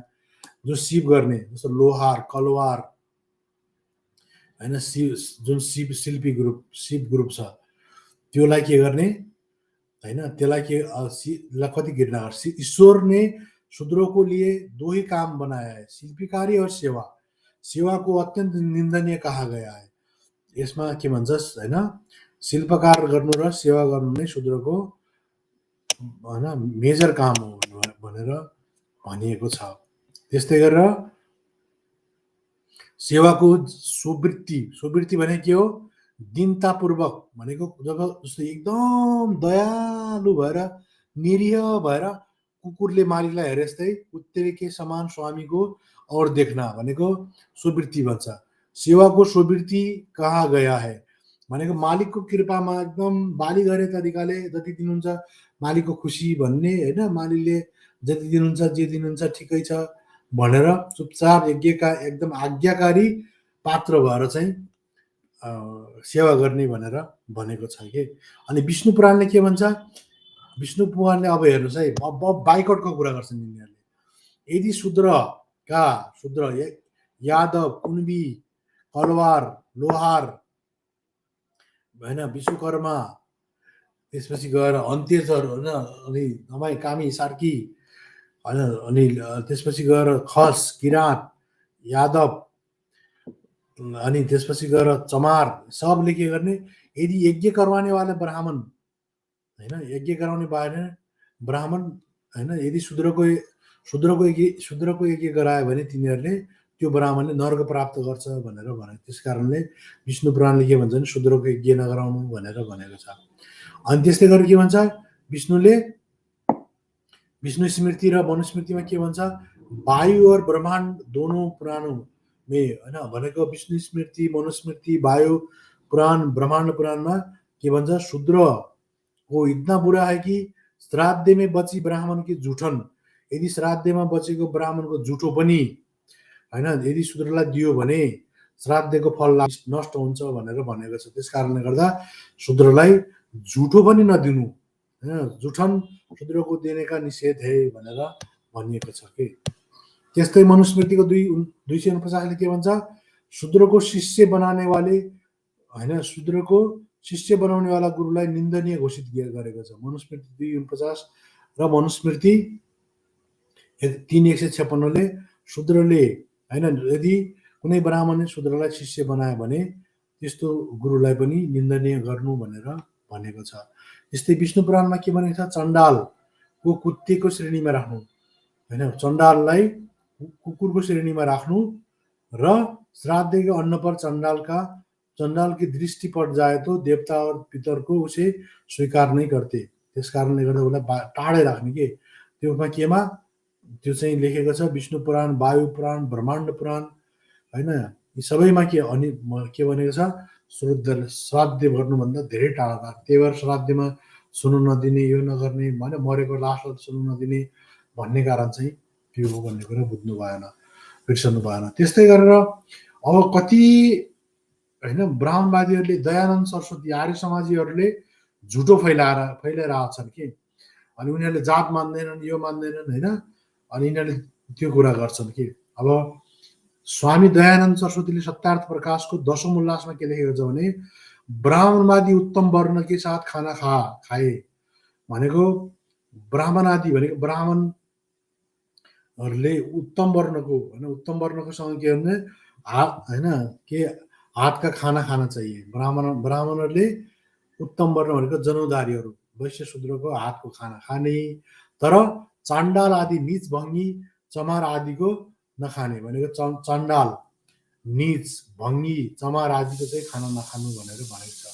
त्यस्तै खमा के भन्छ, शूद्र के पात्र तथा उसके घर पर पका हुआ अन्न, यदि शूद्रको घरमा पाकेको खाना छ भने आपतकाल पर्यो भने, हेर्नुहोस् त यिनीहरू कति स्वार्थी छन्, आफ्नो लागि यिनीहरूले कतिसम्म यिनीहरूले बनाउँछन् भने, यदि आपतकाल पर्यो भने चाहिँ खानु गरे होइन। हेर्नुहोस् त कतिसम्म स्वार्थी, नीच, कपटी, धूर्त यस्ता मान्छेले त यो नेपाली समाजलाई होइन लिड गरिरहेछन्। अनि यस्तो समाज कहीँ बन्छ यार? आपतकाल यिनी त अझ यो दयानन्द सरस्वती सुधारिएको भनेको मान्छेको हालत यो छ कि, अरू रेडिकल शङ्कराचार्यहरूको हालत के होला कि, आपतकाल के बिना नखाए। अनि जो कुलीन शुभ लक्षणित शूद्र हो, यदि कुनै शुभ लक्षणवाला कुलीन शूद्र भेटियो भने त्यसलाई मन्त्र संहिता, वेद छोडकर भनेको वेदको मन्त्र संहिता छोडेर सब शास्त्र भने पुराण सुरानमा चाहिँ लगाउने, जस्तो भनौँ न पुराणमा भाग लिन दिने होइन, पुराणकामा दान दक्षिणा दिन दिने, पुराणमा जस्तो। यो कुरा बुझ हो साथी हो, दलितहरूले बुझ हो, दलित र शूद्र, खस आर्य अनि आदिवासी, त्यसपछि गएर यादव, सबैभन्दा तराईमा बुखार जातिवादी बुखार लिएका यादवहरूले बुझ होइन। के बुझ भने, यदि तिमीहरूलाई उनीहरूले दुनुगाई मात्रै बनाउन खोजिरहेको, वेद संहिताको काम नगर, वेद सेदको पढाइ यताउता नगर्ने, तर पुराण वाचक गर्ने, रुद्री लगाउने होइन, अनि हनुमान चालिसाका जुन मन्त्र जप्ने, त्यसपछि गएर अरू के भन्छन् त्यस्तो खालको चाहिँ ऊ चाहिँ लगाउने होइन, त्यो चाहिँ लगाउन दिने। र तर अर्को कुरा के गर्ने, उपनयन संस्कार नगरे, परन्तु उसका उपनयन संस्कार नगरे, उनीहरूको उपनयन संस्कार तर नगर्नु भनेर तृतीय समुल्लासमा दयानन्द सरस्वतीले बकाइदा लेखेको छ। अनि शूद्रका नाम के साथ दास शब्द लगाए। इभन दयानन्द सरस्वतीले के भन्छ, शूद्रको नाम संस्कार विधिमा दास लगाउनुपर्छ भनेर भनेको छ। अब अर्को यो त दयानन्द सरस्वती भनेको त एकदम आफूलाई सुधारिएको न्यू हिन्दुइजम एकदम क्रान्तिकारी मान्छन् के, त्यसको हालत यस्तो छ। अब रेडिकलको कुरा पनि हेरिहालौँ होइन, रेडिकल भनेको जो शङ्कराचार्यहरू छन् होइन, ज्योतिर्मठके शङ्कराचार्यले सन् 1979मा भोपालमा के भन्यो, उसले के भन्यो भने छुवाछुत मिटाउने र अछुतोको मन्दिरमा प्रवेश गर्नेका कडा विरोध किया। भित्र परिवारले सुन्दा हुन्छ, भित्र परिवारले कान खोलेर सुन्दा हुन्छ। यी शङ्कराचार्यले के भन्छ, शङ्कराचार्य भनेको हिन्दू धर्मको किङ हो, धार्मिक सत्ताको चिफ हो, चिफ कमान्डर इन चिफ। उसले 1979सम्म पनि 79मा अहिले पनि उनीहरूको भिडियोहरूमा पाइन्छ, छुवाछुत मेटाउने कुरै गर्दैनन् होइन, छुवाछुत चाहिँ ईश्वरीय देन हो, त्यसलाई जस्तो छ त्यसलाई मनुस्मृतिको गुणगान गर्छन् उनीहरूले होइन। र अछुतोको मन्दिर प्रवेश पनि कडा विरोध गर्छन् उनीहरूले, यदि त्यो गर्यो भने धर्म नाश हुन्छ। अनि वर्णाश्रम व्यवस्थाको उनीहरूले के गर्छन्, एकदम ठुलो समर्थन गर्छन्। अहिले पनि तपाईँको पुरीको त्यो मिश्रजी छन् होइन, शङ्कराचार्य, उनको भिडियो तपाईँ पाउन सक्नुहुन्छ। उनले वर्णाश्रम व्यवस्थाको ठुलो सपोर्टर गरेका छन्, जो हिन्दू धर्म ग्रन्थको बिल्कुल अनुकूल छ त्यो होइन। उनीहरूले त्यसलाई प्रतिकूल मान्दैन, अनुकूल छ। यस कारणले गर्दा राम क्या राम। अब अर्को कुरा, अर्को सबैभन्दा मिथ तपाईँहरूलाई अर्को एउटा कुरा पनि म सेयर गरिहालौँ। कति मान्छेहरूले चाहिँ के भन्छन् भने सबरीको जुठो भएर त रामले खायो भने तिमी को हो र। सबैभन्दा दलित र शूद्रलाई सबैभन्दा भ्रम पैदा गर्ने उनीहरूको मुखमै यो हुन्छ। तर डाक्टर सुरेन्द्र प्रसाद शर्मा अज्ञात, उनी पनि ब्राह्मण हुन्, तर उनी प्रोफेसर हुन्, संस्कृतको प्रकाण्ड विद्वान हुन्। उनले लेखेको किताब उनले रिसर्च, उनका त्यो जपाइते उनले रिसर्च बेस लेख्ने मान्छे हुन् होइन। अनि उनले के भन्छन् भने कुनै पनि रामायणमा, किस रामायण में रामद्वारा सबरी के झुटे बैर खाने का बात लिखी हुई है, कुन चाहिँ रामायणमा यो सबरीले झुटो बैर खाएको कुरा लेखेको छ त, त्यो रामायण मलाई देखाऊ भन्छन् उनले। वाल्मीकि रामायण, अध्यात्म रामायण, आनन्द रामायण, मञ्जुल रामायण, तुलसी रामायण, तत्व संग्रह रामायण, रामचंद्रिका होइन, आदि किसी भी रामायण में सबरी के झूठे बैर खाने का उल्लेख नहीं है। अध्यात्म रामायण में सबरी के निम्न जाति होने की बात तो मिलती है, लेकिन राम द्वारा उसके झूठे बैर खाने के बाद वहाँ भी नहीं मिलती। भनेको अध्यात्म रामायणमा के छ, सबरीको झुटो बैर, सबरी तल्लो जातको कुरा त गरेको छ सबरी चाहिँ, तर सबरीको द्वारा, रामद्वारा सबरीको झुटो बैर खाएको कुरा चाहिँ लेखिएको छैन भनेर उनले क्लियर लेख्छन्। त्यस्तै तुलसीले लेखेको रामचरित्र मानसको अरण्य काण्डमा उनले के भन्छन् भने यहाँ झुटे बैर देने का या खाने का संकेत तक भी नहीं है। भनेको यसमा झुटो बैर खाएको या झुटो बैर उसले दिएको भन्ने कुराको संकेत पनि छैन। तर कंदमूल और फल आदि किसी भी जाति के लोगों से लेने पर किसी भी हिन्दू धर्मशास्त्र में कोई पाबन्दी नहीं है। जस्तो कन्दमूल होइन, कन्दमूल फल यिनीहरू कुनै पनि जातिले कुनै पनि जातिको लिनेमा धर्म, कुनै पनि हिन्दू धर्मका शास्त्रहरूले बन्देज गरेको छैन। त्यस कारणले रामले सबरीको कंदमूल और फल खाकर किसी भी तरह न धर्मशास्त्र विरोध कार्य किया है न क्रान्तिकारी होइन, कंदमूल और फल होइन। त्यस कारणले गर्दाखेरि यो बहुत ठुलो झुटो कुरा हो भनेर उनले भनेका छन्। त्यस कारणले जो हरिजन छ, अब उनले के भन्छन् भने उनको आफ्नो डाक्टर सुरेन्द्र प्रसाद शर्मा अज्ञातको मत के छ भने ऐसी वस्तुस्थिति होने पर भी जो लोग ये कहते हैं कि हिंदू धर्म में हरिजनों के प्रति सम्मान, समानता, प्रेम और मानवता का व्यवहार है, वो या तो धर्म ग्रंथों को बिना पढ़े ऐसा कहते हैं या हरिजनों में सदा के लिए शूद्र चौथे दर्जों के नागरिक बनाए रखना चाहते हैं। भनेको यसरी झुटो बोलेर चाहिँ के गर्छन् भने कि त होइन हरिजनलाई चाहिँ सधैँ हरिजन बनाइराख्ने चक्करमा छन् उनीहरू, यो झुटो बोलेर, कि त उनीहरूले यो धर्मग्रन्थ उनीहरूले पढेका छैनन् र उनीहरूलाई फल्स एउटा झुटो समानता, प्रेम, मानवताको कुराहरू हरिजनलाई देखाएर तिनीहरूलाई लपेट्ने काम मात्रै गरेका छन् भन्ने कुरा डाक्टर सुरेन्द्र प्रसाद शर्मा अज्ञातले लेखेका छन्। यस कारणले गर्दा उनी के भन्छन् भने इस हरिजनों को सदा के लिए शुद्ध चौथे दर्जे का नागरिक बनाए रखने का चाहते, या उनमें इतना नैतिक साहस नहीं है। नैतिक साहस बिल्कुल छैन के बाहुनहरूमा, किनभने उनीहरूले कहिले पनि स्वीकार्दैनन् होइन। जाति विभेद छ, यो समस्याको यो कोड हो होइन, यसलाई चाहिँ निर्मूल गर्नुपर्छ होइन।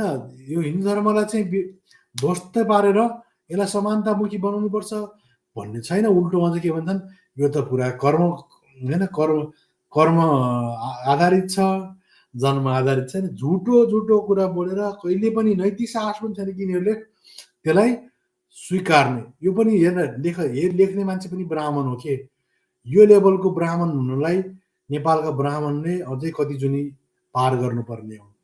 सोच साथी हो, मार्क्सवादी कम्युनिस्टका ध्वङ गर्दै भए तिमी ठुलो ब्राह्मण बन्दैनौ, तिमीमा नैतिक साहस छैन, तिमी खुलेर ब्राह्मणवादको अहिलेसम्म विरोध गर्न सकिरहेको छैनौ। नेपालको समस्या पुँजीवाद मात्र होइन, ब्राह्मणवाद पनि हो, वर्ण मात्र होइन, वर्ग मात्र होइन, वर्ण पनि हो। त्यसैले हामी मार्क्सवादीहरू वर्ण र वर्ग दुवैको विरुद्ध लड्ने छौँ।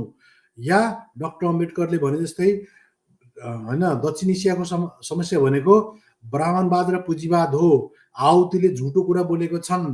आहुतिले चाहिँ एकदम झुटो भन्दा पनि झुटो लजिकल फाल्सी पेलेको छ साथीले। त्यो कुनै दिन म त्यो स्पष्ट रूपमा त्यो कुरा देखाइदिनेछु होइन। आहुतिले नेपाली दलितहरूलाई ठुलो त्यो जात वार्ता किताब, त्यो झुटको पुलिन्दा मात्रै छ, त्यो किताब लेखेर त्यो बहुत ठुलो झुट।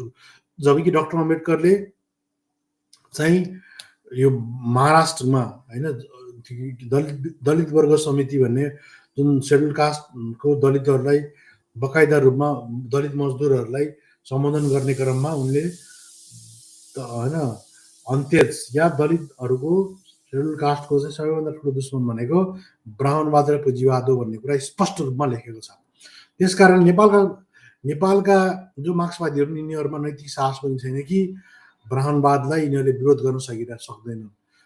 त्यसैले डाक्टर अम्बेडकरले 1956मा होइन हिन्दू धर्मलाई यो धर्मग्रंथ में ऐसे प्रेममय आदेशों के कारण शताब्दियों से शुद्र धर्म परिवर्तन करते आए हैं होइन। यस कारणले गर्दाखेरि होइन शूद्रहरू अन्त्यजहरूले धर्म परिवर्तन गर्ने गर्छन्। डाक्टर अम्बेडकरले पनि त्यसरी नै घोडेला तानेका हुन् र त्यसैले यो चाहिँ हिन्दू धर्म, यदि हिन्दू धर्ममा चाहिँ भोलि गएर यो हिन्दू राष्ट्र भयो भने होइन, यदि यो हिन्दू राष्ट्र भयो भने के हुन्छ, यो सबैभन्दा ठुलो भ्रम हुने, सबैभन्दा ठुलो अभिशाप हुनेवाला छ। यस कारणले यहाँका दलितहरूले शूद्र यानि कि तराईका यादव, कुशवा, कोइरी, कलवार, बर्मा होइन, यिनी सबैले बुझ्नु जरुरी छ। लोहार, बर्मा, लोहार, विश्वकर्मा अनि त्यसपछि गएर अनि दलितहरू कामी, दमाई, सार्की होइन, गाइने, डुम, चमार अनि त्यसपछि गएर पहाडका शूद्रहरू, किराँत, खस होइन, किराँत, खस अनि त्यसपछि गएर आदिवासीहरू, यी सबै जनै नलाउने आदिवासीहरू, यी सबै यिनीहरू प्योर शूद्र क्याटेगोरीका हुन्। र यदि हिन्दू धर्म र राजा आयो भने यिनको हाल आगरबाट निस्केर भुँरोमा जागिने हो र यिनीहरूको हाल भनेको बिल्कुल यिनीहरूले फेरि गएर होइन आगोबाट भुँरोमा जागिने या कागतीमा झन् अमिलोमा कागती छरे जस्तै हुनेछ। यो कुरा बुझ्न बिल्कुल जरुरी छ। यदि यो कुरा यिनीहरूले बुझेनन् र अझै हिन्दू राष्ट्र भन्दै गयो भने अब यिनको योभन्दा ठुलो दुर्दशा अर्को आउनेवाला छैन होइन। योभन्दा ठुलो यो काल हो होइन। फेरि 500 वर्ष पछाडि धकेलिए भने अब त पुँजीवादले जबरजस्त हस्तक्षेप गरिरहेको छ। ब्राह्मणवाद र पुँजीवाद हिजो जस्तो कन्डिसनमा छैन। यिनीहरूले जस्तो आहुतिले भने जस्तो के अरे ब्राह्मणवादले पुँजीवादलाई आहुतिले चाहिँ पुँजीवादले ब्राह्मणवादलाई खाएको भन्छन् के, त्यसो होइन। ब्राह्मणवादले हिजो सामन्तवादलाई पनि खायो, आज पुँजीवादलाई पनि खाइरहेछ। एप्रोप्रिएसन भन्छ समाजवादी समाजशास्त्रीय भाषामा, एप्रोप्रिएसन गर्ने हो। या यसलाई अनि ओभरल्यापिङ भन्छ कि प्रोसेस चाहिँ, जस्तो एडिसन, सब्ट्र्याक्सन समाजशास्त्रमा पनि के हुन्छ, समाजशास्त्रमा पनि जोड घटाउ होइन, त्यसपछि गएर किनारा गर्ने, मार्जिनलाइज गर्ने अनि त्यसपछि ओभरल्यापिङ गर्ने, समाजशास्त्रमा यो चिजहरू हुन्छन् के। त्यस्तै गरेर त्यस कारणले गर्दा के हो भने यहाँ आहुतिले भने जस्तो पुँजीवादले के अरे हिन्दू धर्मलाई या ब्राह्मणवादलाई खाएको होइन। उसले त ब्राह्मणवाद भन्ने शब्द प्रयोगै गरेको छैन। तीन पटक मात्रै प्रयोग गरेको छ जम्मा जात वार्तामा, त्यो पनि डाक्टर अम्बेडकरको कन्टेस्टमा। उनले दार्शनिक रूपमा ब्रह्मवाद भनेको छ। ब्रह्मवाद भनेको फरक हो, ब्राह्मणवाद भनेको फरक हो कि। ब्रह्मवाद भनेको शङ्कराचार्यको हो होइन, ब्रह्म सत्यम जगत मिथ्यावाला, यो त्यो ब्रह्मवाद हो। ब्राह्मणवाद भनेको वैचारिकी हो र दर्शन भनेको वेदान्त दर्शन हो अहिले लेटेस्ट होइन। यो कुरा आउदीले बुझ्नु जरुरी छ। त्यस कारणले गर्दाखेरि यहाँको ब्राह्मणवादले हिजो सामन्तवादलाई पनि एप्रोप्रिएसन गर्यो, आज पुँजीवादलाई पनि एप्रोप्रिएसन गरिरहेछ। यदि भोलि गएर नेपालका कम्युनिस्ट मै हुँ भन्नेहरूले पनि यदि ब्राह्मणवादलाई होइन त्यसलाई चाहिँ काउन्टर गरेनन् र त्यसलाई ध्वस्त पारेनन् भने जुनसुकै मार्क्सकै नेतृत्वमा साम्यवाद आए पनि त्यो ब्राह्मणवादी साम्यवादै हुन्छ कि ब्राह्मणवादी समाजवादै हुन्छ कि त्यसको कोही औचित्य जिरो हुन्छ कि। त्यस कारण यो कुरा बिल्कुल बुझ्नु जरुरी छ। र नेपालका दलित होइन आदिवासी र शूद्रहरूले हिन्दू राष्ट्र राजा भनेको तिम्रो लागि काल हो, महिलाको लागि पनि काल हो होइन। म महिलाको लागि पनि छुट्टै एउटा एपिसोड एउटा लाइभ एपिसोड ल्याएर आउनेवाला छु। आज ल महिलालाई पनि मिसायो भने लम्बा हुने भएको हुनाले मैले महिलालाई इन्क्लुड गरेन। यो कुरा के बुझ्नु जरुरी छ भने हिन्दू राष्ट्र भनेको दलित शूद्र आदिवासी र महिलाको लागि यो जिउँदै नर्क हो। हामी 200-500 वर्ष अगाडि फेरि पछाडि जान्छौँ होइन। राजासँग कोही पनि शक्ति छैन, यो बुढो राजासँग कोही भिजन पनि छैन। यो आफै पुँजीपति हो, यो आफै दलाल हो, यो आफै ब्याङ्क्रप्ट मान्छे हो। यसको यो चाहिँ प्योर पुँजीपति वर्ग हो, शोषणकारी वर्ग हो होइन। यो कोही साम्यवादी मान्छे होइन, यो समाजवादी मान्छे होइन। यसले आएर कोही यहाँ बैङ्कको नेसनलाइजेसन गर्नेवाला छैन। दुर्गा प्रसाई र यो भनेको यिनीहरू एउटै क्याटेगोरीका मान्छे हुन् होइन। अरू बाहुनहरू चाहिँ धार्मिक स्वार्थको हिसाबले मात्र लागेका छन्। तर यो ज्ञानेन्द्र शाह र दुर्गा प्रसाई भनेको यिनीहरू ब्राह्मणवादी त हुँदै हुन् तर पुँजीपति पनि हुन्। यिनीहरूको गठजोड भनेको खतरनाक स्थिति। यिनीहरू भनेको यो मोदी र अम्बानीको गठजोड जस्तै हो क्या। त्यो भनेको मोदी र अम्बानीको गठजोड भएर इन्डिया जसरी तबाह स्थितिमा पुग्दैछ त्यस्तै स्थितिमा यी दुइटाले हामीलाई पुर्याउनेवाला छन्। त्यस कारणले नेपाली समाजले यो कुरा बुझ्न जरुरी छ। खासै यहाँ त्यस्तो डिबेट लिङ्कमा त कोही पनि आएनन् होइन, कोही साथीले त्यस्तो इन्ट्रेस्ट देखाएनन्। ठिकै छ, केही छैन।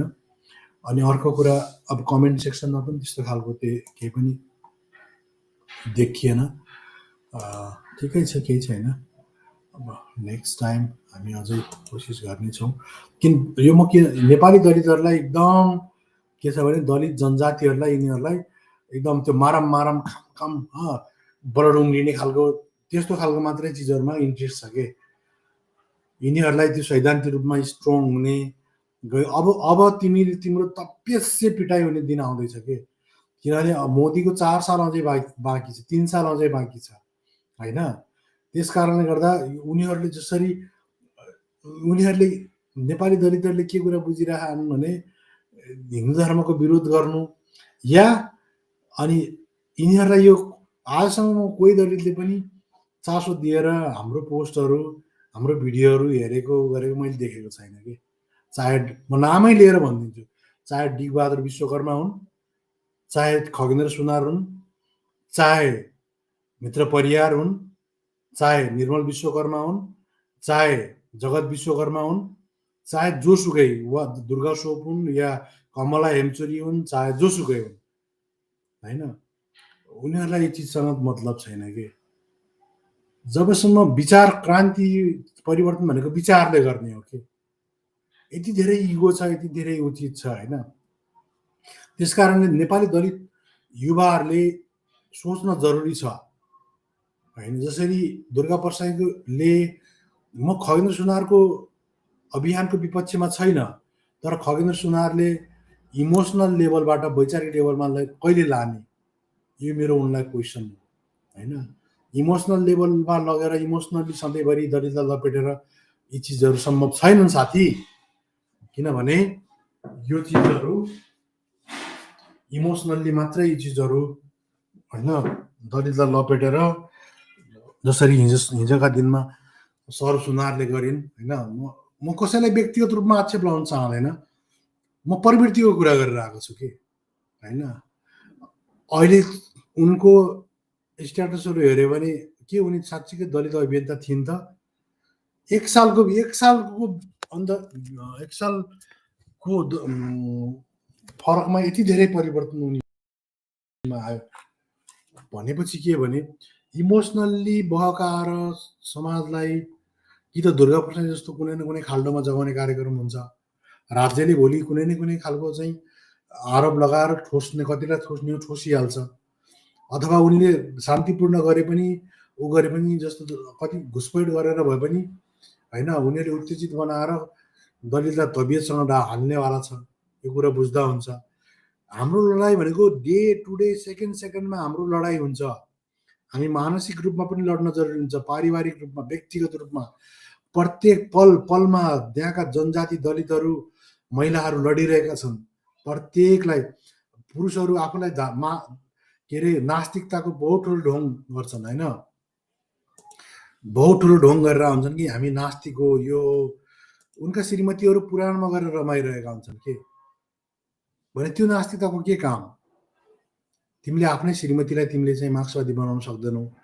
मार्क्सवादी नास्तिकताको सबैभन्दा ठुलो डिमेरिट के छ भने मार्क्सवादी नास्तिकतामा मेन कुरा के छ भने त्यसमा चाहिँ नि ऊ छैन के अरे मोरल कोड अफ कन्डक्ट छैन कि, जस्तो त्यसमा आचार संहिताहरू छैनन् कि। जस्तो बुद्धको नास्तिकतामा के छ, पञ्चशील छ होइन, पञ्चशीलका कुराहरू गर्छन् उनीहरूले।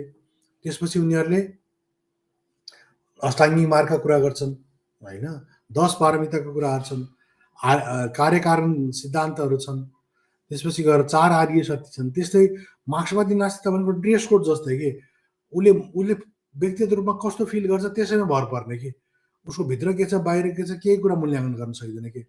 ताकि त्यो मोरल कोड अफ कन्डक्ट बनायो भने तराईको जनकपुरको रोशन जनकपुरी र डोल्पाको चाहिँ एउटा होइन दुर्गे कामी बिचको, उनीहरूको बिचमा चाहिँ मार्क्सवादी नास्तिकता भएको हुनाले कल्चरली उनीहरूको पारिवारिक रिलेसन, उनको विवाह व्रतबन्धदेखि लिए होइन, विवाहको सम्बन्ध, व्यक्तिगत सम्बन्ध, जसरी बुद्धिस्टहरू या मुस्लिम भयो भने या मुस्लिमहरूको उनीहरूको आफूमा आपसी भाइचारा फिल गर्छन्, या नेपालकै क्रिस्चियनहरू पनि उनीहरू दलित क्रिस्चियन र उनीहरू बिचमा केही हदसम्म त्यो फिल गरेर होइन, बाहुनले त्यो हल्का जुन खालको बाइबलको code of conduct, moral code of कन्डक्टले उनीहरूलाई जुन एउटा लपेट्ने गर्छ, त्यस्तै मार्क्सवादी नास्तिकताले पनि लपेट्न जरुरी हुन्छ कि त्यो कुरा होइन।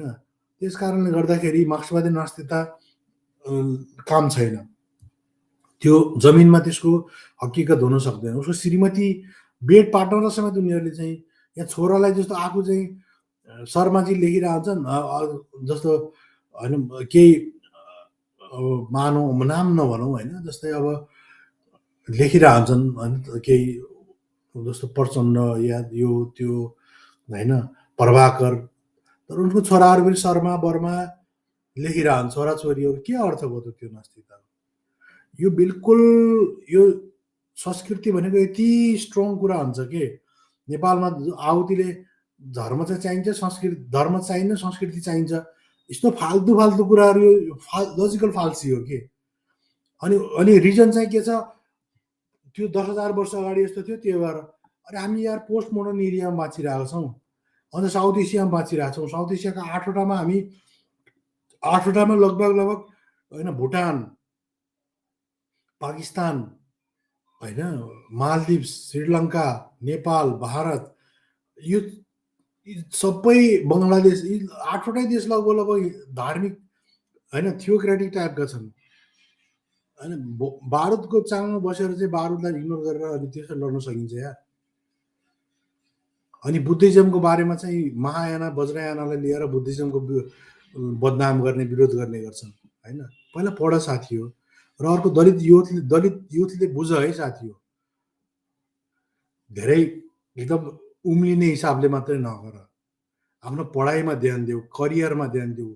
तिमी स्कुलमा छौ, कलेजमा छौ भने हाम्रो एउटा के हुन्छ भने हामी सदियौँदेखि पिल्सिएको हुनाले हामी एग्रेसिभ बढी हुन्छौँ होइन, हामीलाई एकदम एग्रेसिभ बढी हुन्छौँ, हामी चाहिँ भावनामा धेरै बग्छौँ। त्यही भएर हामीलाई चाहिँ उनीहरूले थोरै हाम्रो जस्तो फ्राइडको एउटा सिद्धान्त छ के, इड इगो होइन सुपर इगो भन्ने, हाम्रो थोरै इगो मसाज गरिदियो भने हामी कोहीलाई मार्न मर्न तयार भइहाल्छौँ कि। त्यस कारणले बुझ, पढ, यदि स्टुडेन्ट छौ भने करियरमा फोकस गर, यदि प्यारेन्ट्स छौ भने बच्चाको एजुकेसनमा फोकस गर।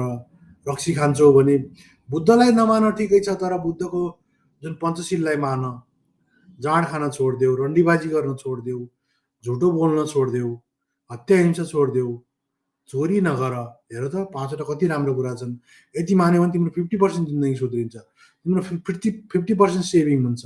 बच्चालाई टाइम देऊ होइन, उसलाई बरु 2 रुपियाँ नखाऊ, कम्प्युटर किनिदेऊ। कम्प्युटर किन, अबको जमाना एआईको जमाना, कम्प्युटरको जमाना हो। अब यो जमानामा चाहिँ नि हामीले भोलिका दिनमा यो जमानामा चाहिँ हामीले चाहिँ नि यदि अब यो कुराहरूलाई हामीले बुझेनौँ भने हामीले कहिले पनि अबको 21औं शताब्दीमा एक त हामीसँग सम्पत्ति छैन होइन, दलितहरूसँग सम्पत्ति छैन, त्यसपछि गएर एजुकेसन छैन, त्यसपछि गएर हाम्रो सोसियल क्यापिटल छैन। अर्को कुरा के बुझ्नु जरुरी छ भने सामाजिक पुँजी, सांस्कृतिक पुँजी नभएका मान्छेको राजनीतिक पुँजी हुँदैन। र आफ्नो जिन्दगीको फ्रस्ट्रेसन निकाल्नलाई दलितका युथलाई चाहिँ मार्न मुर्न मात्रै एग्रेसिभ बनाउने, लडेको भेट्ने, त्यो आफ्नो जिन्दगीको फ्रस्ट्रेसन अबको आउने युथबाट ननिकाल के। उनीहरूलाई गाइड गर होइन, उनीहरूलाई एउटा कम्प्यासन देखाऊ होइन, एउटा पुरो माया करुणा देखाऊ, गाइड गर, सकिन्जेल गाइड गर होइन। उनीहरूलाई चेतनाले भर। अब क्रान्ति कलमले गर्ने क्रान्ति हो के। हामीसँग यति राम्रो होइन, जस्तो हामी लोकतन्त्रको पक्षमा छौँ कि हामी कोही संविधानको पक्षमा छौँ, लोकतन्त्रको पक्षमा छौँ। हामी कोही ब्राह्मण जातको विरुद्धमा छैनौँ, हामी ब्राह्मणवादको विरुद्धमा छौँ, मनुवादको विरुद्ध। मनुवाद ब्राह्मणवाद भनेको नेपाल यो समाजको जिउँदो व्यवस्था हो होइन, त्यो व्यवस्था हो, सत्ता मात्रै नभएर व्यवस्था हो, जो सामाजिक व्यवस्था हो, सांस्कृतिक व्यवस्था हो, आर्थिक व्यवस्था हो, राजनीतिक व्यवस्था हो, त्यसको जबरजस्त प्रभाव छ। त्यसकारणले हामी ब्राह्मणवाद र मनुवादको विरुद्धमा छौँ। र अप्पर कास्टका जो ब्राह्मण साथीहरू, प्रगतिशील साथीहरूले पनि यसरी नबुझौँ कि हामीले उनीहरूको विरोध गरेको होइन कि हामीले ब्राह्मणवादको विरोध गरेको हो। र यदि यो देश, यो समाजलाई साँच्चीकै सुन्दर बनाउने हो भने अबको एआईको जमानामा मान्छेहरूलाई जसरी सोसियल मिडियाले या कल्चरले होइन, जुन कल्चरल हेजिमनी जुन क्रिएट गर्दैछ होइन, जुन टुल्सहरू छन्, कल्चरल टुल्सहरू जस्तो सोसियल मिडिया। बेलुका भयो भने 6 बजीदेखि 9 बजीसम्म घरमा लगभग के अरे सिरियलहरू चल्छन्। महिलाहरूको दिमाग पुरै हाइज्याक गरिन्छ, बिहानै रामदेव आइहाल्छ होइन। त्यस कारणले यिनीहरू सबै धार्मिक रूपमा यिनीहरूले दिमाग ह्याङ गरिदिरहेछन्। त्यस कारणले गर्दाखेरि यो समाजलाई साँच्चीकै के गर्ने हो भने हाम्रो जस्तै युट्युब च्यानलहरूलाई होइन प्रमोट गर। यो देशका मान्छेहरूले प्रमोट गर, डायलग, डिबेट, आओ डिस्कसन गरौँ, छलफल गरौँ, डिबेट गरौँ। लिङ्कमा छ त्यो तिम्रो त्यो इपिनेफ्रिन जुन छ नि, तिमीलाई त्यो रिल हेर्दा हेर्दा यस्ता लामा लामा कुराहरू हेर्न झ्याउ लाग्छन् होइन, त्यसकारण तिमीलाई यस्तो कुराहरू मन पर्दैन। त्यसैले यो कुराहरू बुझ कि साथी हो। यदि भोलिको दिन साँच्चीकै यो समाजलाई केही राम्रो चिज दिने हो भने, यो समाज साँच्चीकै सुन्दर बनाउने हो भने यो समाजलाई वर्ल्ड इन्फर्म क्रिटिकल मास तयार गर्न जरुरी छ होइन। डक्टर अम्बेडकरलाई पढ, घृणा गर्छौ भने गर, तर पढ। म त के भन्छु भने मार्क्स, अम्बेडकर र मनु, यी तीनटा, Marx versus Ambedkar versus Manu, या Ambedkar versus Marx versus Manu, या Manu versus Ambedkar versus Marx, यो तीनटालाई एउटा लेन्स बनाएर हेर्ने गर। अनि बल्ल दक्षिणी एसियाली समाज क्लियर कट पिक्चर पाउँछौ। र त्यो पिक्चरले तिमीलाई क्रिटिकल्ली कन्सियसनेस र कन्साइन्सनेस भनेको क्रिटिकल्ली तिमीलाई चेतनायुक्त पनि बनाउनेछ, विवेकयुक्त पनि बनाउनेछ। अनि बल्ल तिमी एउटा राम्रो वेल इन्फर्म यो सोसाइटीको हिस्सा बन्नेछौ। र यो देश, यो समाज साँच्चीकै यो देश बस्न लायक रहनेछ भन्ने होइन कुरा सेयर गर्न चाहन्छु। हवस् त, अब आजको लागि तपाईँहरूसँग बिदा माग्न चाहन्छु होइन। जय विज्ञान, जय संविधान, जय लोकतन्त्र। ब्राह्मणवाद मुर्दाबाद, मनुवाद मुर्दाबाद, जातिवाद मुर्दाबाद। र फेरि हामी शनिबार अर्को डिबेट, अर्को एउटा एपिसोड लिएर आउनेछौँ। हवस् त, धन्यवाद।